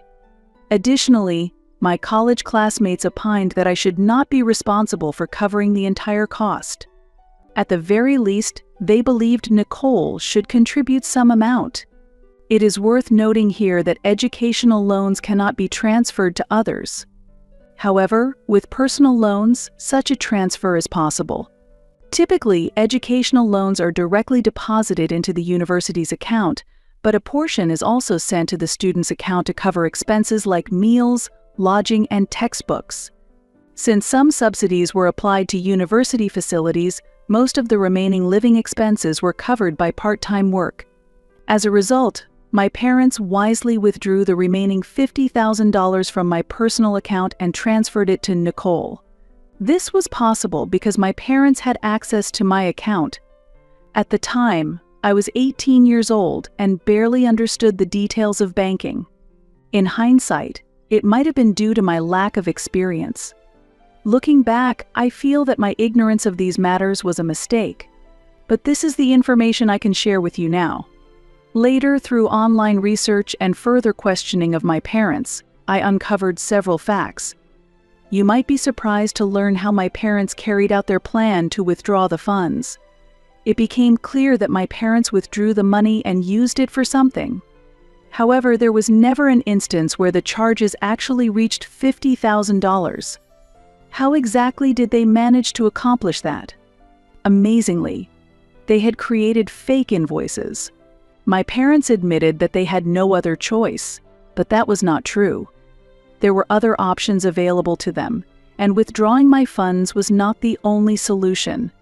Several times I angrily considered leaving the house, but I quickly realized that it was not the wise thing to do. The reason was that the person who needed resolution wasn't my parents but me. The loan is in my name, and it is my credit that would be damaged by this issue, not theirs. If I were to default, the responsibility would fall solely on me. Thus, I calmly explained to them that they needed to be prepared to pay the $50,000 in case Nicole couldn't repay the loan. My mother emphasized that I was their only daughter and that it was my duty to care for the family and my sister. She cited examples of other relatives who had bought houses and cars for their parents and criticized me for not contributing anything. Does being their only daughter mean Nicole isn't their daughter? I was exasperated by the lack of logic in their argument. Furthermore, I had kept Nicole completely out of this discussion, but my parents strongly insisted that she not be involved because of the stress she was experiencing. They claimed she was mentally unstable due to the pressures of her current work and situation. My mother argued that Nicole couldn't handle stress at all, but I countered by pointing to her social media page, where she regularly posted pictures of herself partying with friends, seemingly unaffected. However, My parents argued that she needed to appear happy on social media to become a celebrity in the future. This was an utterly nonsensical rebuttal. Ultimately, I decided to speak to Nicole directly about the financial issue. I felt it was time to stop treating her with excessive care. That night, I stayed up late, waiting for her to come home after midnight as she usually did. By the time she returned, my parents were already asleep. I saw this as the perfect opportunity. When I heard the sound of her car pulling up in front of our house, I pretended to be casually eating ice cream to make it seem like a coincidence. When she came in, I offered her a bite of ice cream.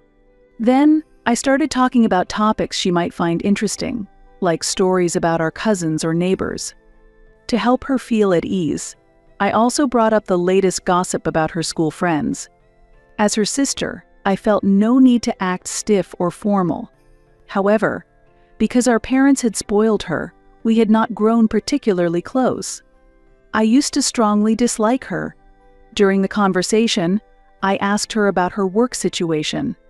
From her response, it didn't seem like she was facing any significant issues at her job.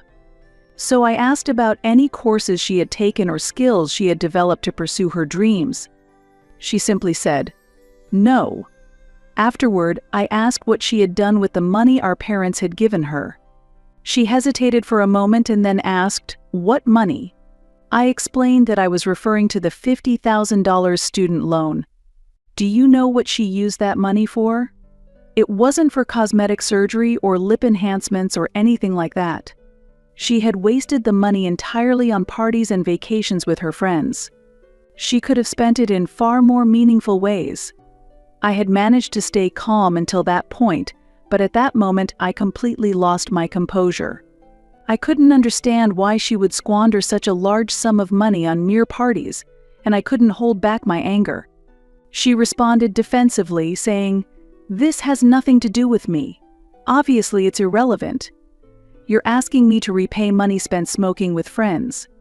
Our argument grew increasingly heated until our parents woke up and intervened in our quarrel. They scolded me, saying things like, "Why would you say such things and why are you pressuring her so much?" They made me out to be the bad one, and when I asked why they continued to spoil her, they replied, "It's about the money." But the real problem wasn't the money itself, it was that she had wasted it recklessly and showed no remorse. Normally, I would have kept silent, but this time, I couldn't.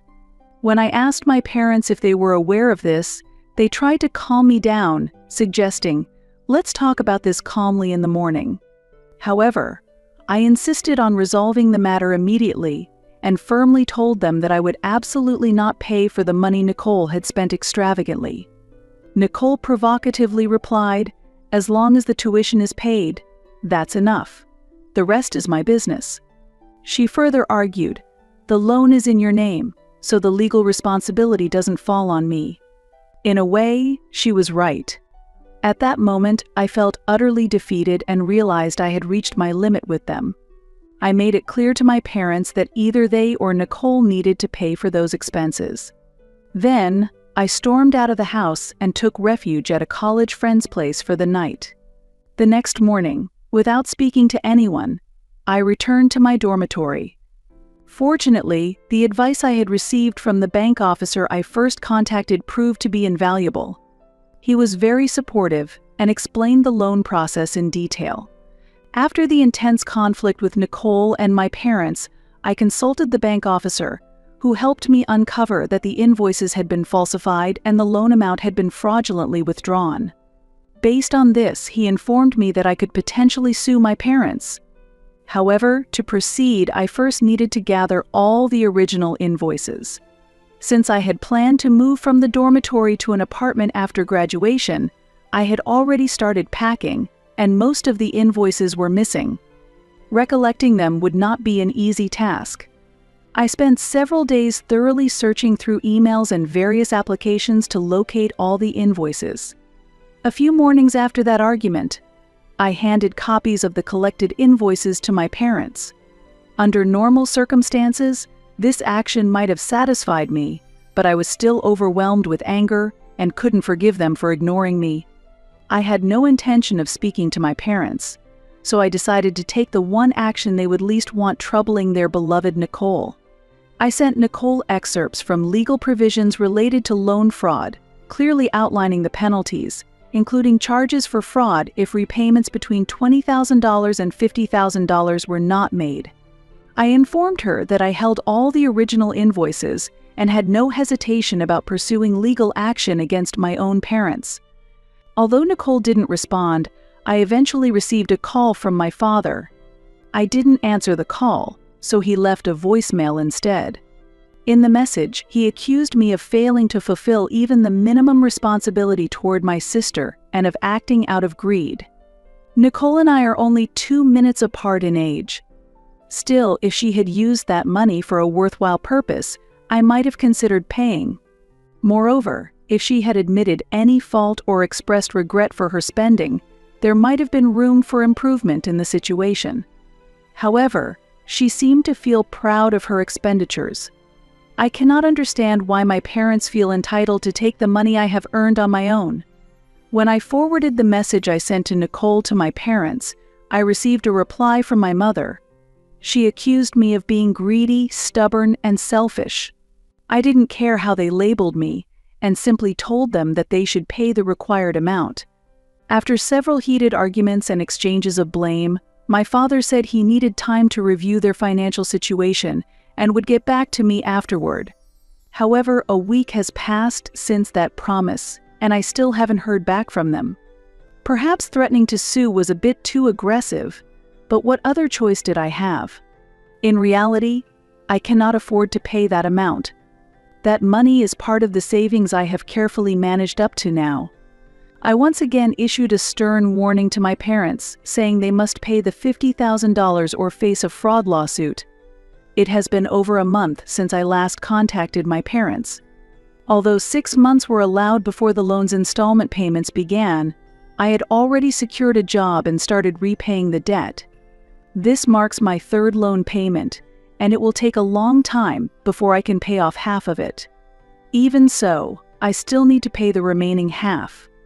Despite this situation, I sent my father another message to confirm their position. I received no reply from him, but a few days later, my parents and Nicole unexpectedly showed up at my apartment. I tried calling my father, but my mother started shouting at me in the hallway. She accused me of being shameless. While my parents did provide me with a good education and raised me, I wanted to avoid causing a scene in the neighborhood, so I invited my parents and Nicole inside. They came in, but Nicole joined my mother in accusing me and attacked me with all sorts of spiteful words. I yelled at Nicole, telling her that spending such a large amount of money so recklessly was shameful and strongly insisted that she should repay it. She argued back, saying she hadn't asked our parents for the money. According to her, since our parents willingly lent it to her, she had no obligation to repay it. Do you think such a claim is reasonable? Clearly, it is not. My mother tried to pressure me, claiming they had mortgaged the house for my future. I lost patience and responded, then stopped paying the loan and asked the bank to auction the house to settle the debt. That statement seemed to make them realize I was serious. The persuasion that had continued until then ceased, and they left the house without another word. About a month later, I contacted my father again and reiterated that they still needed to pay the money. He explained that he was planning to partition part of the house for rental purposes and intended to use the rental income to help reduce Nicole's burden and repay the loan. While partitioning the house to repay the loan is regrettable, I believe the responsibility should fall on Nicole. She frequently blames me for devaluing the house, but I can no longer accept such accusations. Currently, I am the one making payments on the loan. When I discussed the loan term with the bank branch manager, he simply stated, "There's no other choice." There is still $70,000 remaining to be paid, and it will take 3 years to repay it fully. During that time, my parents have a grace period to gather the funds. If we are fortunate, by the time those 3 years pass, my parents may be able to provide the necessary funds. Over time, many things have changed. In these 3 years, my life has undergone significant changes. I am now working as a corporate lawyer in Canada and have become engaged to my college sweetheart. We are planning to hold our wedding next year.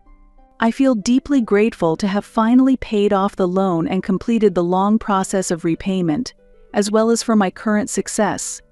However, I am deeply saddened by the fact that my relationship with my parents has worsened even further. My father agreed to rent out half the house and use the rental income to pay off Nicole's loan, but this situation remains complicated. Initially, the payments were made as planned, but as soon as my father learned that I was working as a high-income, full-time employee at a major company, he immediately stopped making payments. He occasionally cited reasons like tenants delaying rent payments. Additionally, he claimed that rising medical expenses for my mother and debts from his business required additional funds, which caused further delays in payments. For the past 2.5 years, he has used these various excuses to repeatedly postpone payments. In the meantime, I have been the only one making payments. My fiancé informed me that Nicole wasn't solely relying on our parents for money, which made me wonder what he meant. When I asked how certain he was, he pointed out that my mother and Nicole never missed an opportunity to flaunt expensive designer clothes and the latest jewelry at family gatherings. He provided photos of my parents and Nicole taken at several events as evidence. Seeing these photos, I realized once again that my parents viewed me as a financial resource, leading to great disappointment and distrust. Unable to suppress my emotions, I sent my father a final ultimatum, stating that if they did not pay as promised, I would take appropriate action. I was determined to resolve this issue as soon as possible. My fiancé has been my greatest support, helping me through this difficult situation. Since his sister is a police officer, he consulted her and enlisted her professional assistance. His sister quickly contacted my parents, informing them that I was prepared to file a police report if payments were not made. However, as this was clearly a civil matter and unlikely to be treated as a criminal case, my parents sought an informal resolution to avoid court. Although I feel deeply troubled by having to take such measures, I had no other choice. In the end, my father reluctantly agreed to make the payments. However, after the loan was fully paid off, my father sent me a harsh letter declaring that he was disowning me. The letter contained the stern words, "Never contact us again." This sudden development left me in shock, and I broke down in tears. My fiancé comforted me, saying, "This isn't your fault. They're just greedy and spiteful." Still, it was incredibly painful to be treated this way by my own family. Through tears, I felt a sense of guilt and even considered returning the money they had paid. But once I calmed down, I realized that no matter how much I had done for them, they would never feel remorse. Now I have developed the strength to live unaffected by the criticism of others.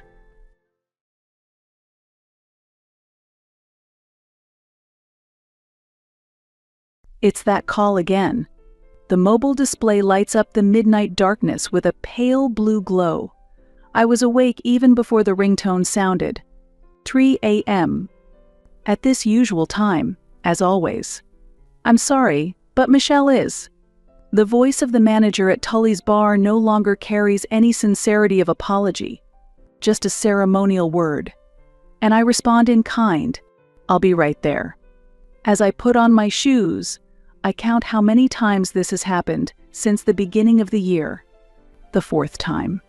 No, maybe the 5th. I've lost track of the exact number. A 37-year-old sister being picked up by her 35-year-old younger sister. We had somehow gotten used to this distorted arrangement. As I drive, I reflect on my memories with my sister. Born from the same parents, raised in the same house, yet we might as well be from different planets. This difference was already clear during our school days. I found my place in the corner of the library, spending afternoons locked away in the computer lab. Writing code was far more comfortable for me than conversing with others. Programming has clear rules. For every input, there is a logical output. No ambiguity, like human relationships. On the other hand, Michelle was always in the spotlight, the center of attention at school. For her, life was like an endless performance. Throwing firecrackers into the toilets, causing chaos, even getting suspended felt like a badge of honor to her. Our parents called her behavior unique and believed she would eventually become sensible. She's just passionate. Mother's favorite phrase has not changed even after 20 years. But that passion took on more dangerous forms as we got older. While I earned a degree in computer science from MIT and built a career as a system engineer on a government satellite communications project, Michelle's resume listed arrests instead of academic achievements. For her, enjoying life meant brawling in bars or reckless adventures with strangers, sometimes even breaking the law. "You're really boring, you know." That was her favorite phrase. Every time she saw me spending my holidays writing code or assembling a new mechanical keyboard, she would say that. But the boring life she scorned was actually full of tension and responsibility. As a system engineer involved in government confidential projects, my life was always under scrutiny. During regular security clearance renewals, every aspect of my life was investigated. Family relations were no exception, and Michelle's existence was always a risk to my career. Last Christmas. That was the beginning of a definitive rift in our relationship. The family meeting on Christmas was tenser than usual, because Michelle said she would bring her new boyfriend. Mom was excited to cook a turkey and Dad opened a special bottle of wine, as if this day would change something. However, Michelle showed up alone, drunk. He couldn't make it. Saying that, she began pouring herself a drink from the wine Father had opened, ignoring the worried glances from Mother and the stern looks from Father. "Haven't you had enough?" At my words, Michelle flashed a challenging smile. Here we go. The perfect sister's lecture. Dinner turned into a disaster. Michelle didn't touch the food, just kept drinking wine. Then, suddenly standing up, she headed for the entrance. "It's Christmas. I'm going to see some friends." When Dad tried to stop her, I noticed she was holding the keys to my car. She had taken them out of my bag without permission. "You're not planning to drive, are you?" I stood up. "It's too dangerous to drive in that condition." "Shut up," Michelle shouted. "It's none of your business. It's my life." The next moment, we were grappling at the entrance, me trying to retrieve the keys, and Michelle gripping them tightly. Our parents just yelled, "Stop it," but didn't take any concrete action. As usual. Eventually, I managed to get the keys back. But fueled by anger, Michelle stormed out. She got into an argument with a neighbor in the parking lot, and the police were called. When I explained the situation to the police and somehow managed to calm things down, I couldn't believe my parents' attitude. "If you were a bit more flexible." Mom looked at me as if blaming me. "You need to consider your sister's feelings too." "Feelings?" I raised my voice in disbelief. She was about to kill someone driving drunk, and yet I'm the bad one. Dad spoke wearily. "You sisters should understand each other better." That night, I went home early, feeling as if the concept of family was a piece of glasswork slowly cracking. After the Christmas incident, Michelle's life spiraled further into chaos. At least twice a week, I'd get a call from some bar. Sometimes from the police station too. Her arrest record piled up like a sad collection of medals. My parents' response was always the same. They justified Michelle's actions and asked me for understanding, as if the collapse of my sister's life was my responsibility. Then, at midnight one day, an unexpected visitor would completely change my life. The doorbell rang at 2 a.m. Peeking through the peephole, I saw Michelle with an unusual expression. Gone was her usual excitement and aggressive demeanor. Instead, there was a kind of calm. My intuition warned me it was a dangerous sign. "I need $2,000. As soon as I opened the door, Michelle got straight to the point. No preamble, no explanation. I led her into the room. We couldn't discuss money in the middle of the night in the hallway. Michelle sat down on the sofa as if it were her own house. "What do you need $2,000 for?" As I asked, her eyes began to dart around. "Don't worry about the details. It's just an expense." That response heightened my caution. As someone with government security clearance, I have to be extremely sensitive to unclear financial transactions. "I can't give you the money without a detailed explanation." At that moment, Michelle's expression completely changed, as if a mask had fallen off. "You've really become a cold person, haven't you? Is your job more important? More than family?" "Family?" I couldn't help but let out a scornful laugh. Bail money in the middle of the night, rides to the police station, endless excuses. Which part of this is family? A dangerous glint appeared in Michelle's eyes. Ah, right. The perfect little sister wouldn't understand. Born with talent, never struggling. Never struggling. My voice trembled. Emotions I'd suppressed for years overflowed like a dam breaking. "While I was studying on holidays, what were you doing? Partying?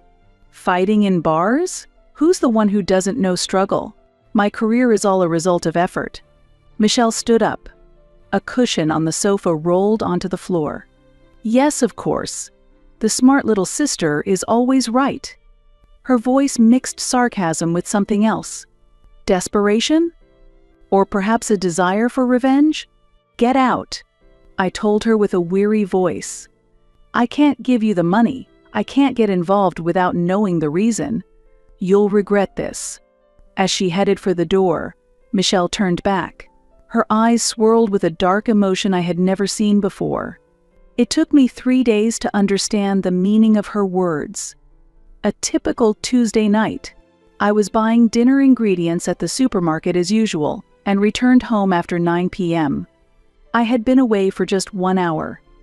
But that 1 hour would change my life. The moment I opened the front door, something felt off. The air was different. And the living room light, which should have been off, was on. Since I started living in this house, I had never forgotten to turn it off. I was meticulous about checking before going out. I moved silently into the room. At first glance, there were no major changes. 65-inch TV, game consoles, expensive laptop, all in their usual places. For a moment, I thought I might be overly sensitive. But as soon as I opened the bedroom door, that hope was shattered. The desk drawers, which should have been perfectly organized, looked as if a tornado had gone through. Important documents were scattered on the floor, and the organizing boxes were tampered with violently. As panic set in, a glimmer of hope crossed my mind. Tesla's Sentry mode. The car parked in my driveway had a camera that must have seen everything. With trembling fingers, I took out the flash drive and connected it to my computer. The screen displayed a person wearing a mask. However, that silhouette, that way of walking. My heart pounded painfully. There was no mistaking it. The video recorded Michelle confidently entering my house. Although she wore a mask, she had taken it off by the time she tried to open the car door. It was a clumsy attempt, like that of an amateur robber. A reality I didn't want to believe. Yet deep down, I might have foreseen this outcome. Years of destructive behavior had finally reached my sanctuary. I checked for damages. 2 luxury watches. That was a hard hit, but what truly tore my heart was the loss of my custom mechanical keyboard, into which I had poured my soul. The switches I had meticulously chosen over weeks, the passion invested in each keycap. It was not just a machine. It was part of my identity. To Michelle, it was probably just an item to be cashed in. This realization deeply fractured my heart. I picked up my phone. One last chance. I wanted to try speaking as adults. "Let's talk about you breaking into my house." My voice sounded calmer than I expected. "What are you talking about?" Michelle's voice had the usual tinge of acting. "You suspect your own sister without any proof. The Tesla camera recorded everything. Even the footage where you forgot to remove your mask is too poor." Silence fell on the other end of the phone. Then, an unexpected response. "If you had lent me that $2,000, none of this would have happened." Her defiant tone shattered something inside me fundamentally. Using that as an excuse to break into your sister's house and steal, at the age of 37. My voice cracked unintentionally. It's your fault. Michelle's voice sounded accusatory. You don't even try to help your sister who's in trouble because we're family. That's why That justifies robbery. I cut off her words. I'm tired of your twisted logic. Michelle started laughing on the other end of the phone. Her laugh had a maniacal resonance. I'll give you 20 minutes. I looked at the clock. If you return what you stole, I won't call the police. Police? Michelle's laughter rang through the receiver, sounding maliciously thunderous. Her laugh was filled with all the arrogance and irresponsibility she had ever shown. You wouldn't dare. We're family, right? You can't possibly call the police. In the end, you'll just silently accept everything as usual. At that moment, it was as if a fog had lifted after more than 30 years, and everything became clear. Memories of a lifetime raced through my mind like a rapid slideshow. Excuses from childhood, shifting blame, and limitless forgiveness. She had only ever seen my kindness as prey for her convenience. Taking advantage of what she called my leniency, she continued her unrestrained actions. The sacred word family had become merely a get-out-of-jail-free card in her hands. A convenient shield to justify her selfish actions. 20 minutes. My voice was colder and more resolute than I expected.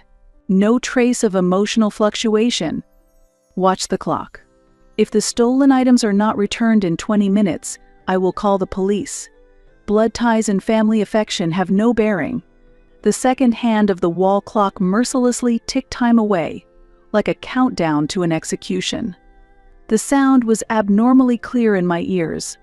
The moment the promised 20 minutes passed, my fingers trembled but firmly pressed the police's number. My heartbeat roared in my ears. Hello, I'd like to report a burglary. My own voice sounded as if it came from a distant dimension. As reality faded, my words continued surprisingly clearly. Police sirens tore through the night silence. As the sound drew nearer, I felt my decision solidifying into an irreversible reality. The police officers collected evidence with professional efficiency. The definitive footage captured by Tesla's security camera. The desolate state of the ransacked room. A detailed list of stolen items. Everything accumulated into perfect evidence. And as expected, the sequence I had anticipated began. The sound of Hell's Gates opening echoed through the darkness of the night. Late at night, an agitated call from my father. From the receiver, a beast-like roar that I had never heard before erupted. Have you lost your mind? To hand over your own sister, your own blood to the police? What have you done? Dad's voice had completely lost any rational restraint. What have I done? My voice, as I spoke, was swallowed by a whirlwind of emotions and trembled. Michelle broke into my house and stole my belongings. Isn't she clearly the criminal here? A crime. Dad's scornful laughter pierced my heart like a merciless blade. You're the biggest traitor to this family for turning a family dispute into a police matter. Shameless. In the background, I could hear Mom's sobbing echoing. Her crying sounded as if I had committed an irrevocable, unforgivable sin. If this is your final choice. Mom's voice was as cold and sharp as the ice of deep winter. Never call yourself our daughter again. You are no longer our child. The moment I heard that ultimate declaration of disownment, strangely, a sense of calmness settled in me. It was as if I had been liberated from years of oppression, even feeling a bizarre sense of relief. How interesting. My voice was surprisingly calm. After endlessly offering forgiveness and understanding to Michelle, you disown me just because I chose justice and integrity once. Justice? Integrity. Dad's words attacked like a venomous snake. The moment you called the police, you were no longer a Miller. This is my last word. Dad, My words, a final plea, were cut off. Don't ever call me Dad again. You no longer have parents or a sister. Just disappear. Don't ever show your face again." The sound of the phone hanging up was sharp, like a massive axe severing the bonds of family in one swift cut. That sound would likely be etched in my memory for a long time. Immediately after, notifications of being blocked on social media began to arrive. In the middle of the night, only the cold blue light from my phone illuminated the room. Perhaps this moment was an unavoidable fate. For years, my parents had chosen to side with Michelle, no matter what she did. 48 hours after the disownment, my phone was filled with red icons indicating blocked calls from my family home, and family photos on social media were disappearing one after another. Watching my existence being systematically erased from the digital world felt like something out of a sci-fi movie. In that darkness, an unexpected light shone through. Have you ever considered what the pride of the Miller family is? The voice of my paternal grandfather, George Miller, echoed from my phone. Since my student days, my grandfather had been a unique figure in the family. He held old-fashioned values and placed the highest importance on the family's honor. His strictness had been the target of our awe as children. "Won't you tell me everything?" Grandpa's voice, while always dignified, now mixed with warmth. I told him everything, from Michelle's demands to the break-in, to my parents' reactions. Throughout my recounting, only deep sighs returned from grandfather. Each one seemed to carry the weight of Miller family history. Our family has beliefs that have been passed down through generations. After a long silence, grandfather began to speak softly. Honesty, integrity, and above all, taking responsibility for one's actions. Your parents and Michelle have trampled on all of them. That afternoon, grandfather made a decision that shook the entire family. In the presence of a lawyer, the will was rewritten. The inheritance rights of my parents and Michelle were completely revoked, and the estate, worth millions of dollars, was transferred to me. The news of the will change brought a new earthquake to an already fractured family. It arrived suddenly, like a bomb in the middle of the night. Mom's call was no longer filled with anger but sounded like a desperate scream. "Why would you do this?" Her voice mixed with a madness I had never heard before. "Not satisfied with just sending Michelle to prison. Now you're taking our retirement too." This was not my decision. I chose my words carefully, trying to maintain calm. It was Grandpa's judgment. "Lies." Mom's voice cracked. "You manipulated Grandpa." How cunning. Her accusation was cut off mid-sentence. In the background, Dad's voice could be heard. "Enough. She's as good as dead to us." The family split widened like a giant iceberg cracking. Voices of condemnation rose from Dad's siblings, and relations with relatives completely ceased. Meanwhile, the trial took on a more complex turn. Michelle's lawyer sought a reduced sentence based on her mental state. However, Grandpa appeared in court and gave an unexpected testimony. The courtroom was filled with silence. The moment George Miller stood at the witness stand, the air froze. It's hard to believe he's 86 years old, standing there so dignified. "I would like to speak about the history of the Miller family." His voice quietly filled the courtroom. "My father, even while losing everything during the Great Depression, never resorted to dishonesty. My grandfather, during wartime, risked his life to uphold justice." A moment of silence. However, the current state of the Miller family is corrupted. This statement stirred murmurs from the spectators. The repeated indulgence by the parents has stripped Michelle of any sense of responsibility, and then Grandpa turned to look at me. They abandoned their granddaughter, the only one who tried to preserve the family's pride. The courtroom erupted into noise. Neither the prosecutor nor the defense attorney could have anticipated such a testimony. Michelle was as stiff as a statue. Then suddenly, she stood up. Objection. All eyes in the courtroom turned to her. I. Tears streamed down her cheeks. I have never taken responsibility for my own life. The atmosphere in the courtroom shifted in an instant. "I'm done with lies." Michelle's voice trembled faintly. That $2,000. It was for gambling debts. I had already committed several burglaries before I broke into my sister's house. A scream from my mother rose from the spectators. Dad covered his face with his hands. I always thought my family would protect me, but they weren't protecting me. They were just ruining me. The prosecutor and the defense attorney were at a loss for words due to this unexpected turn of events. The judge frowned, and only the typing of the stenographer broke the silence. Then, Michelle turned towards me. "You were right. Always. But we couldn't accept your righteousness." The courtroom fell eerily silent. Grandpa gripped his cane tightly. In that moment, Mom suddenly stood up. "No. This is our responsibility." Her cry echoed throughout the courtroom. "We parents. We got it all wrong." The prosecution asked for 3 years. The sentence was 2 years, with a suspended execution. It's Sunday afternoon at 2 o'clock. The sound of the old clock quietly echoes in Grandpa's study.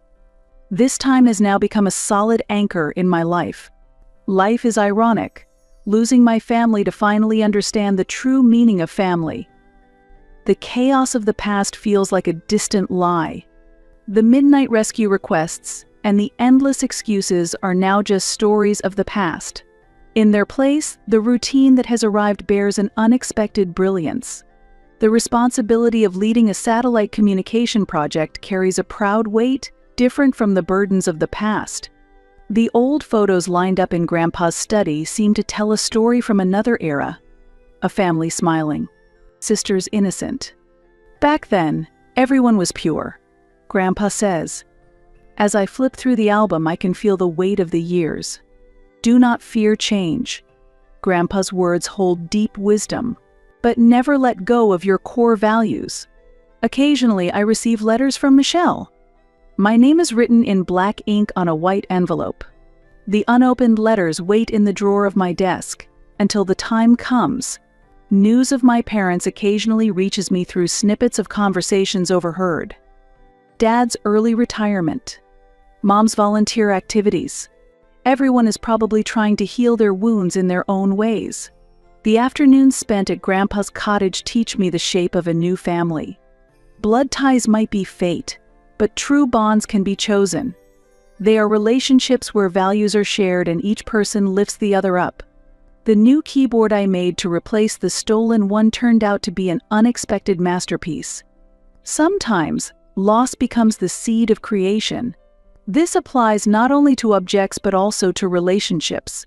If I had made a different choice that night, that thought sometimes crosses my mind. But a painful truth is far more valuable than a false peace. The possibility of Michelle's rehabilitation. It's an uncertain future, but if it does happen, I would like to build a relationship with a healthy distance this time.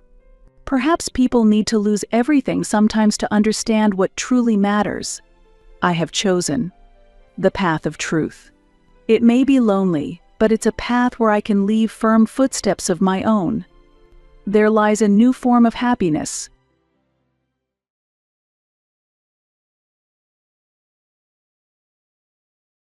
As petals drifted in the April twilight, I was slowly climbing the hill to my parents' apartment slower than usual.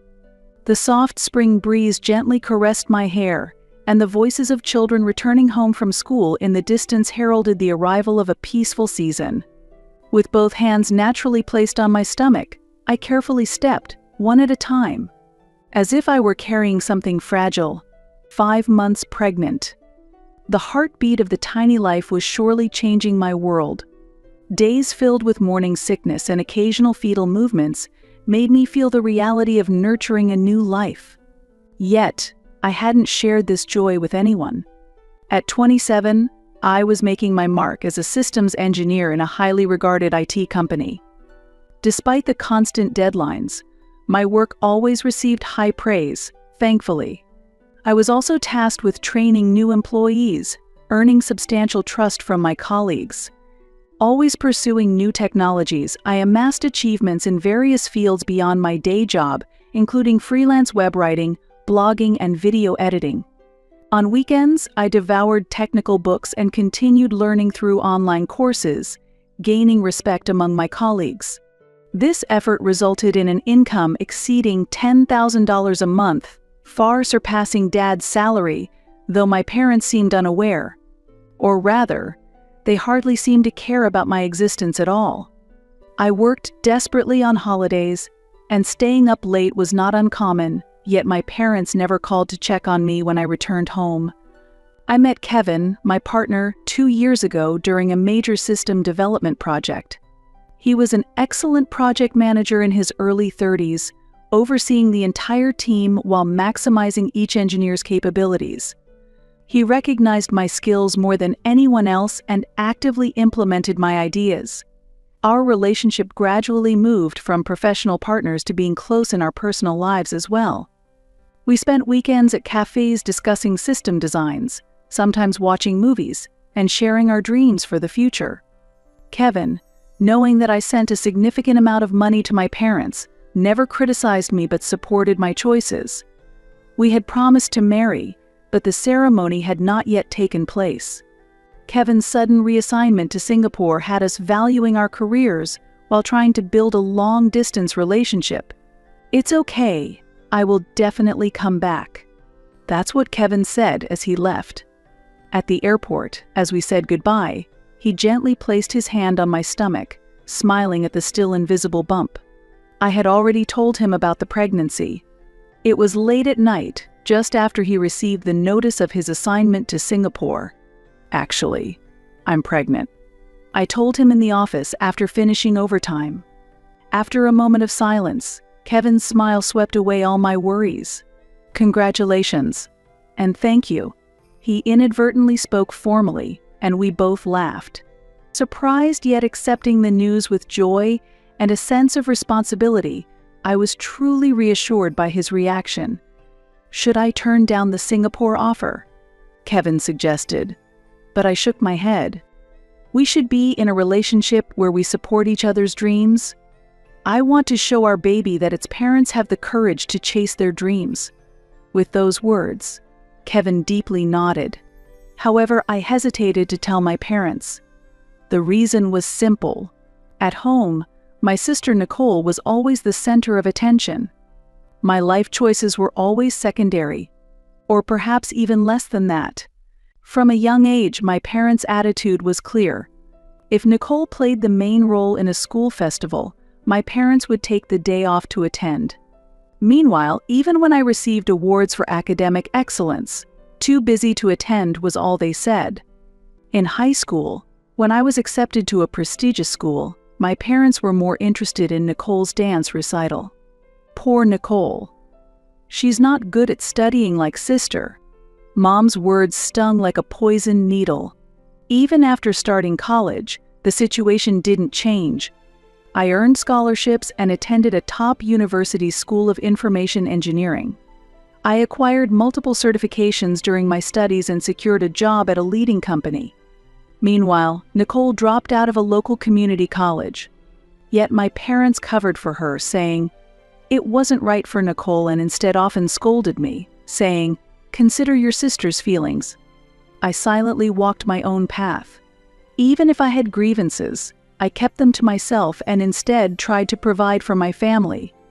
While living at home, I contributed most of my income to the household and even took over Dad's mortgage payments. Yet, my parents' attention was always directed towards Nicole. When Nicole got married, my parents broke into their savings to help fund a lavish wedding. No one realized that my salary was compensating for it. Or perhaps, they chose not to notice.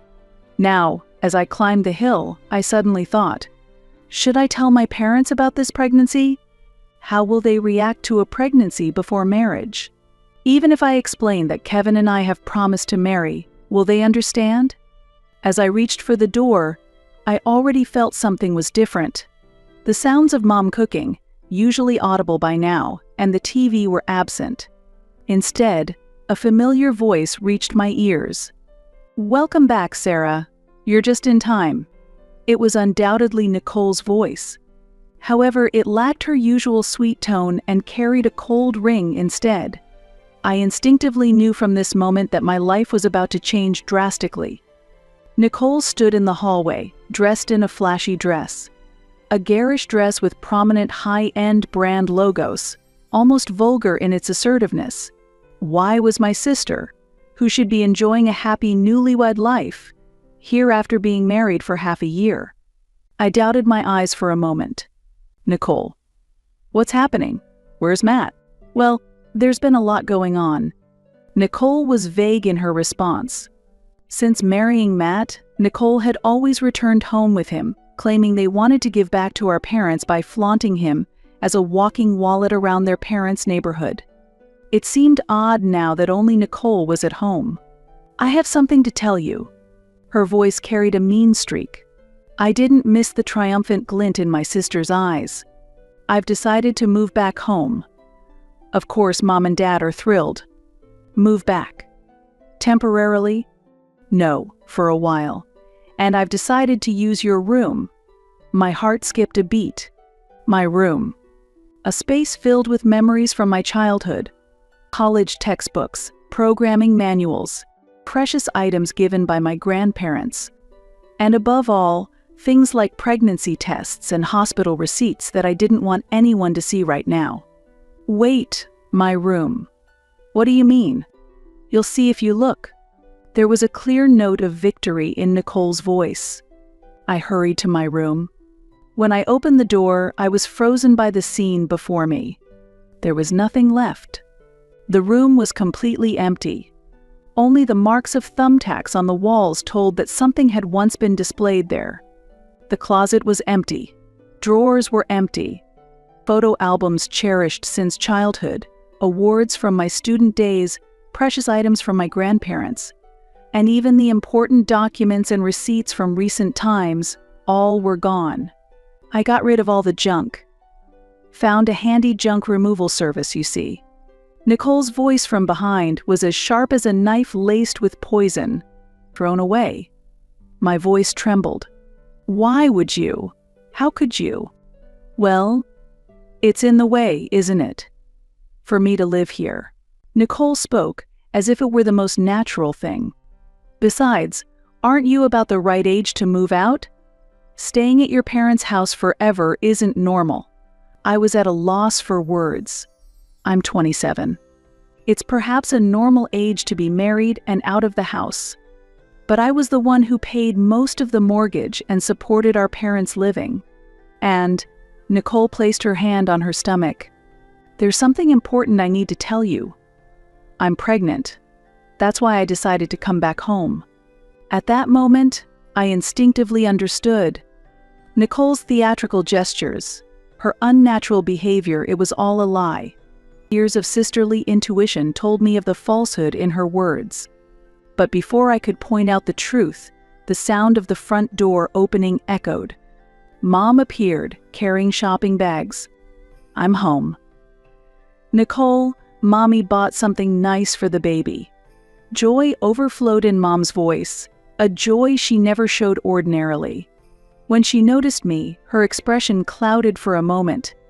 Oh, Sarah's back too. That single sentence encapsulated 27 years of indifference. Mom continued to unpack the shopping bags.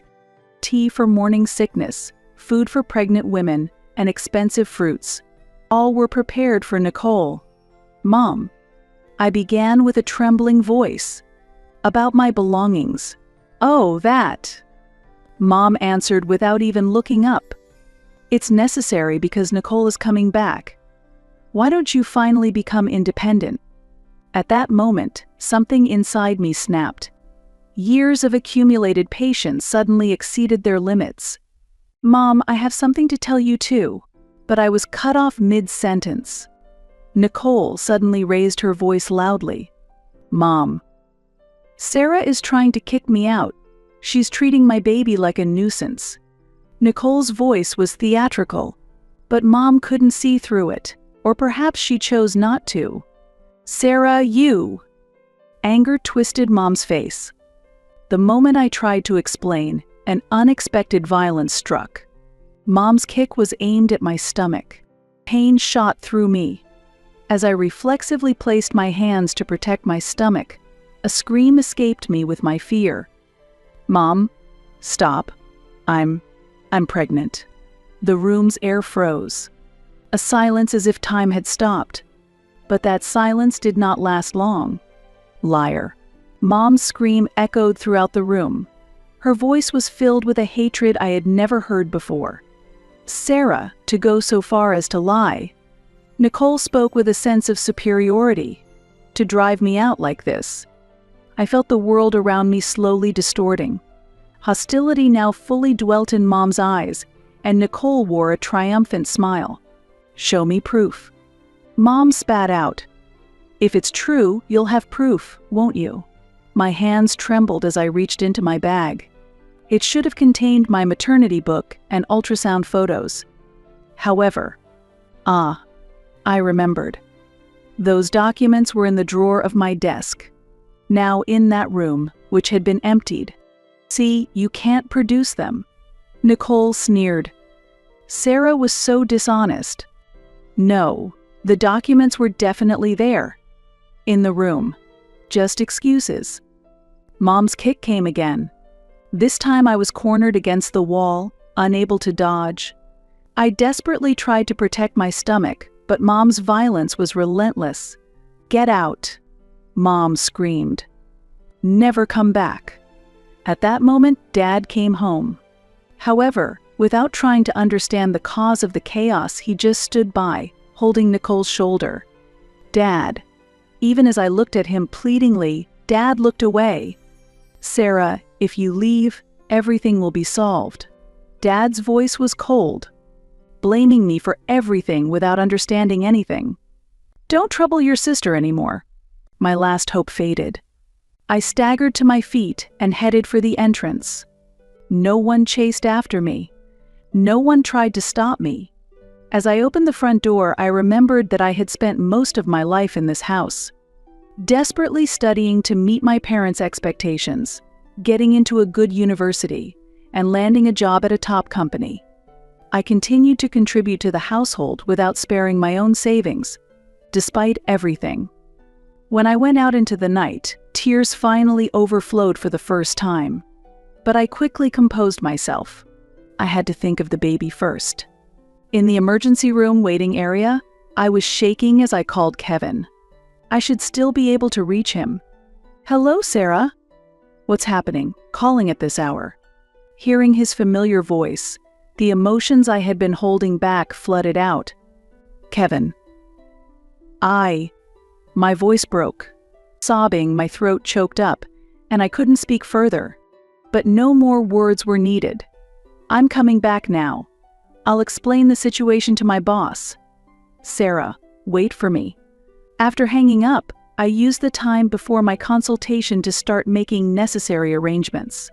First, I adjusted my work schedule starting the following day. Fortunately, I had already been granted permission to work from home. Next, I made a hotel reservation. And since I had managed to take only my bank book, it seemed I could secure living expenses for the time being. Sarah White.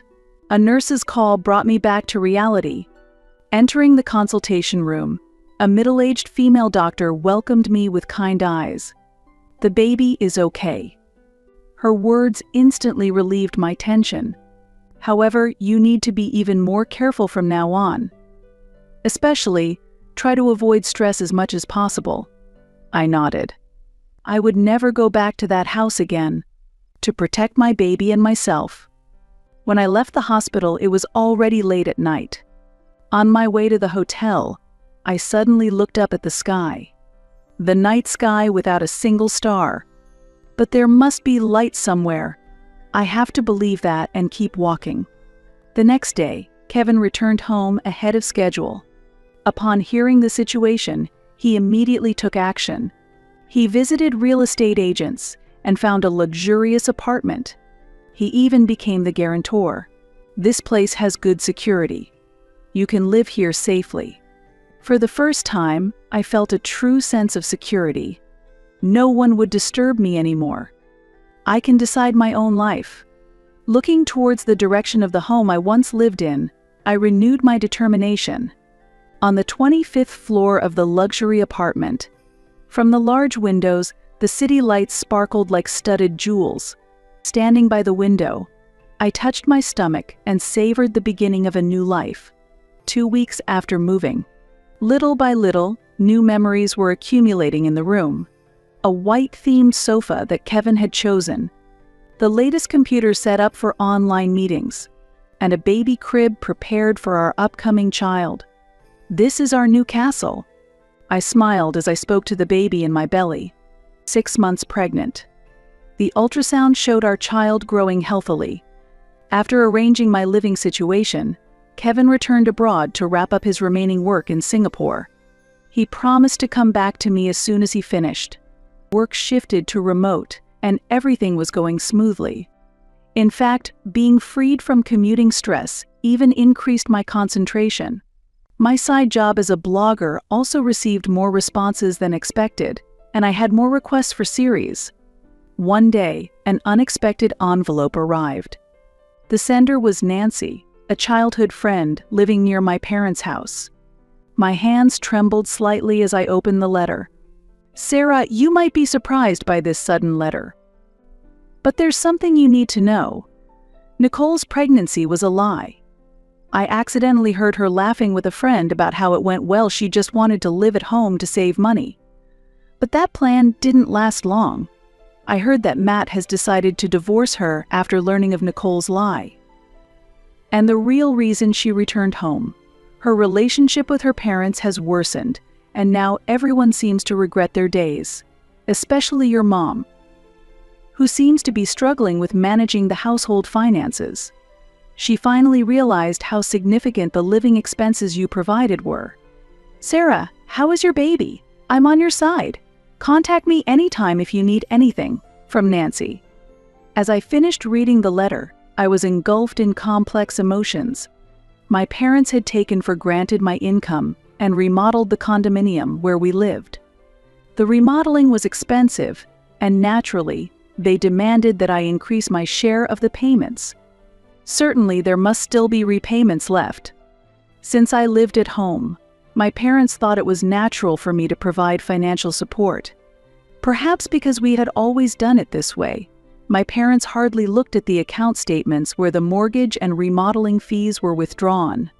I had been managing the payments regularly to ensure there were no defaults. Eventually, my parents completely lost the notion of paying for housing and utterly forgot about it. So I stopped the loan payments the moment I left home. I had zeroed out the registered account balance.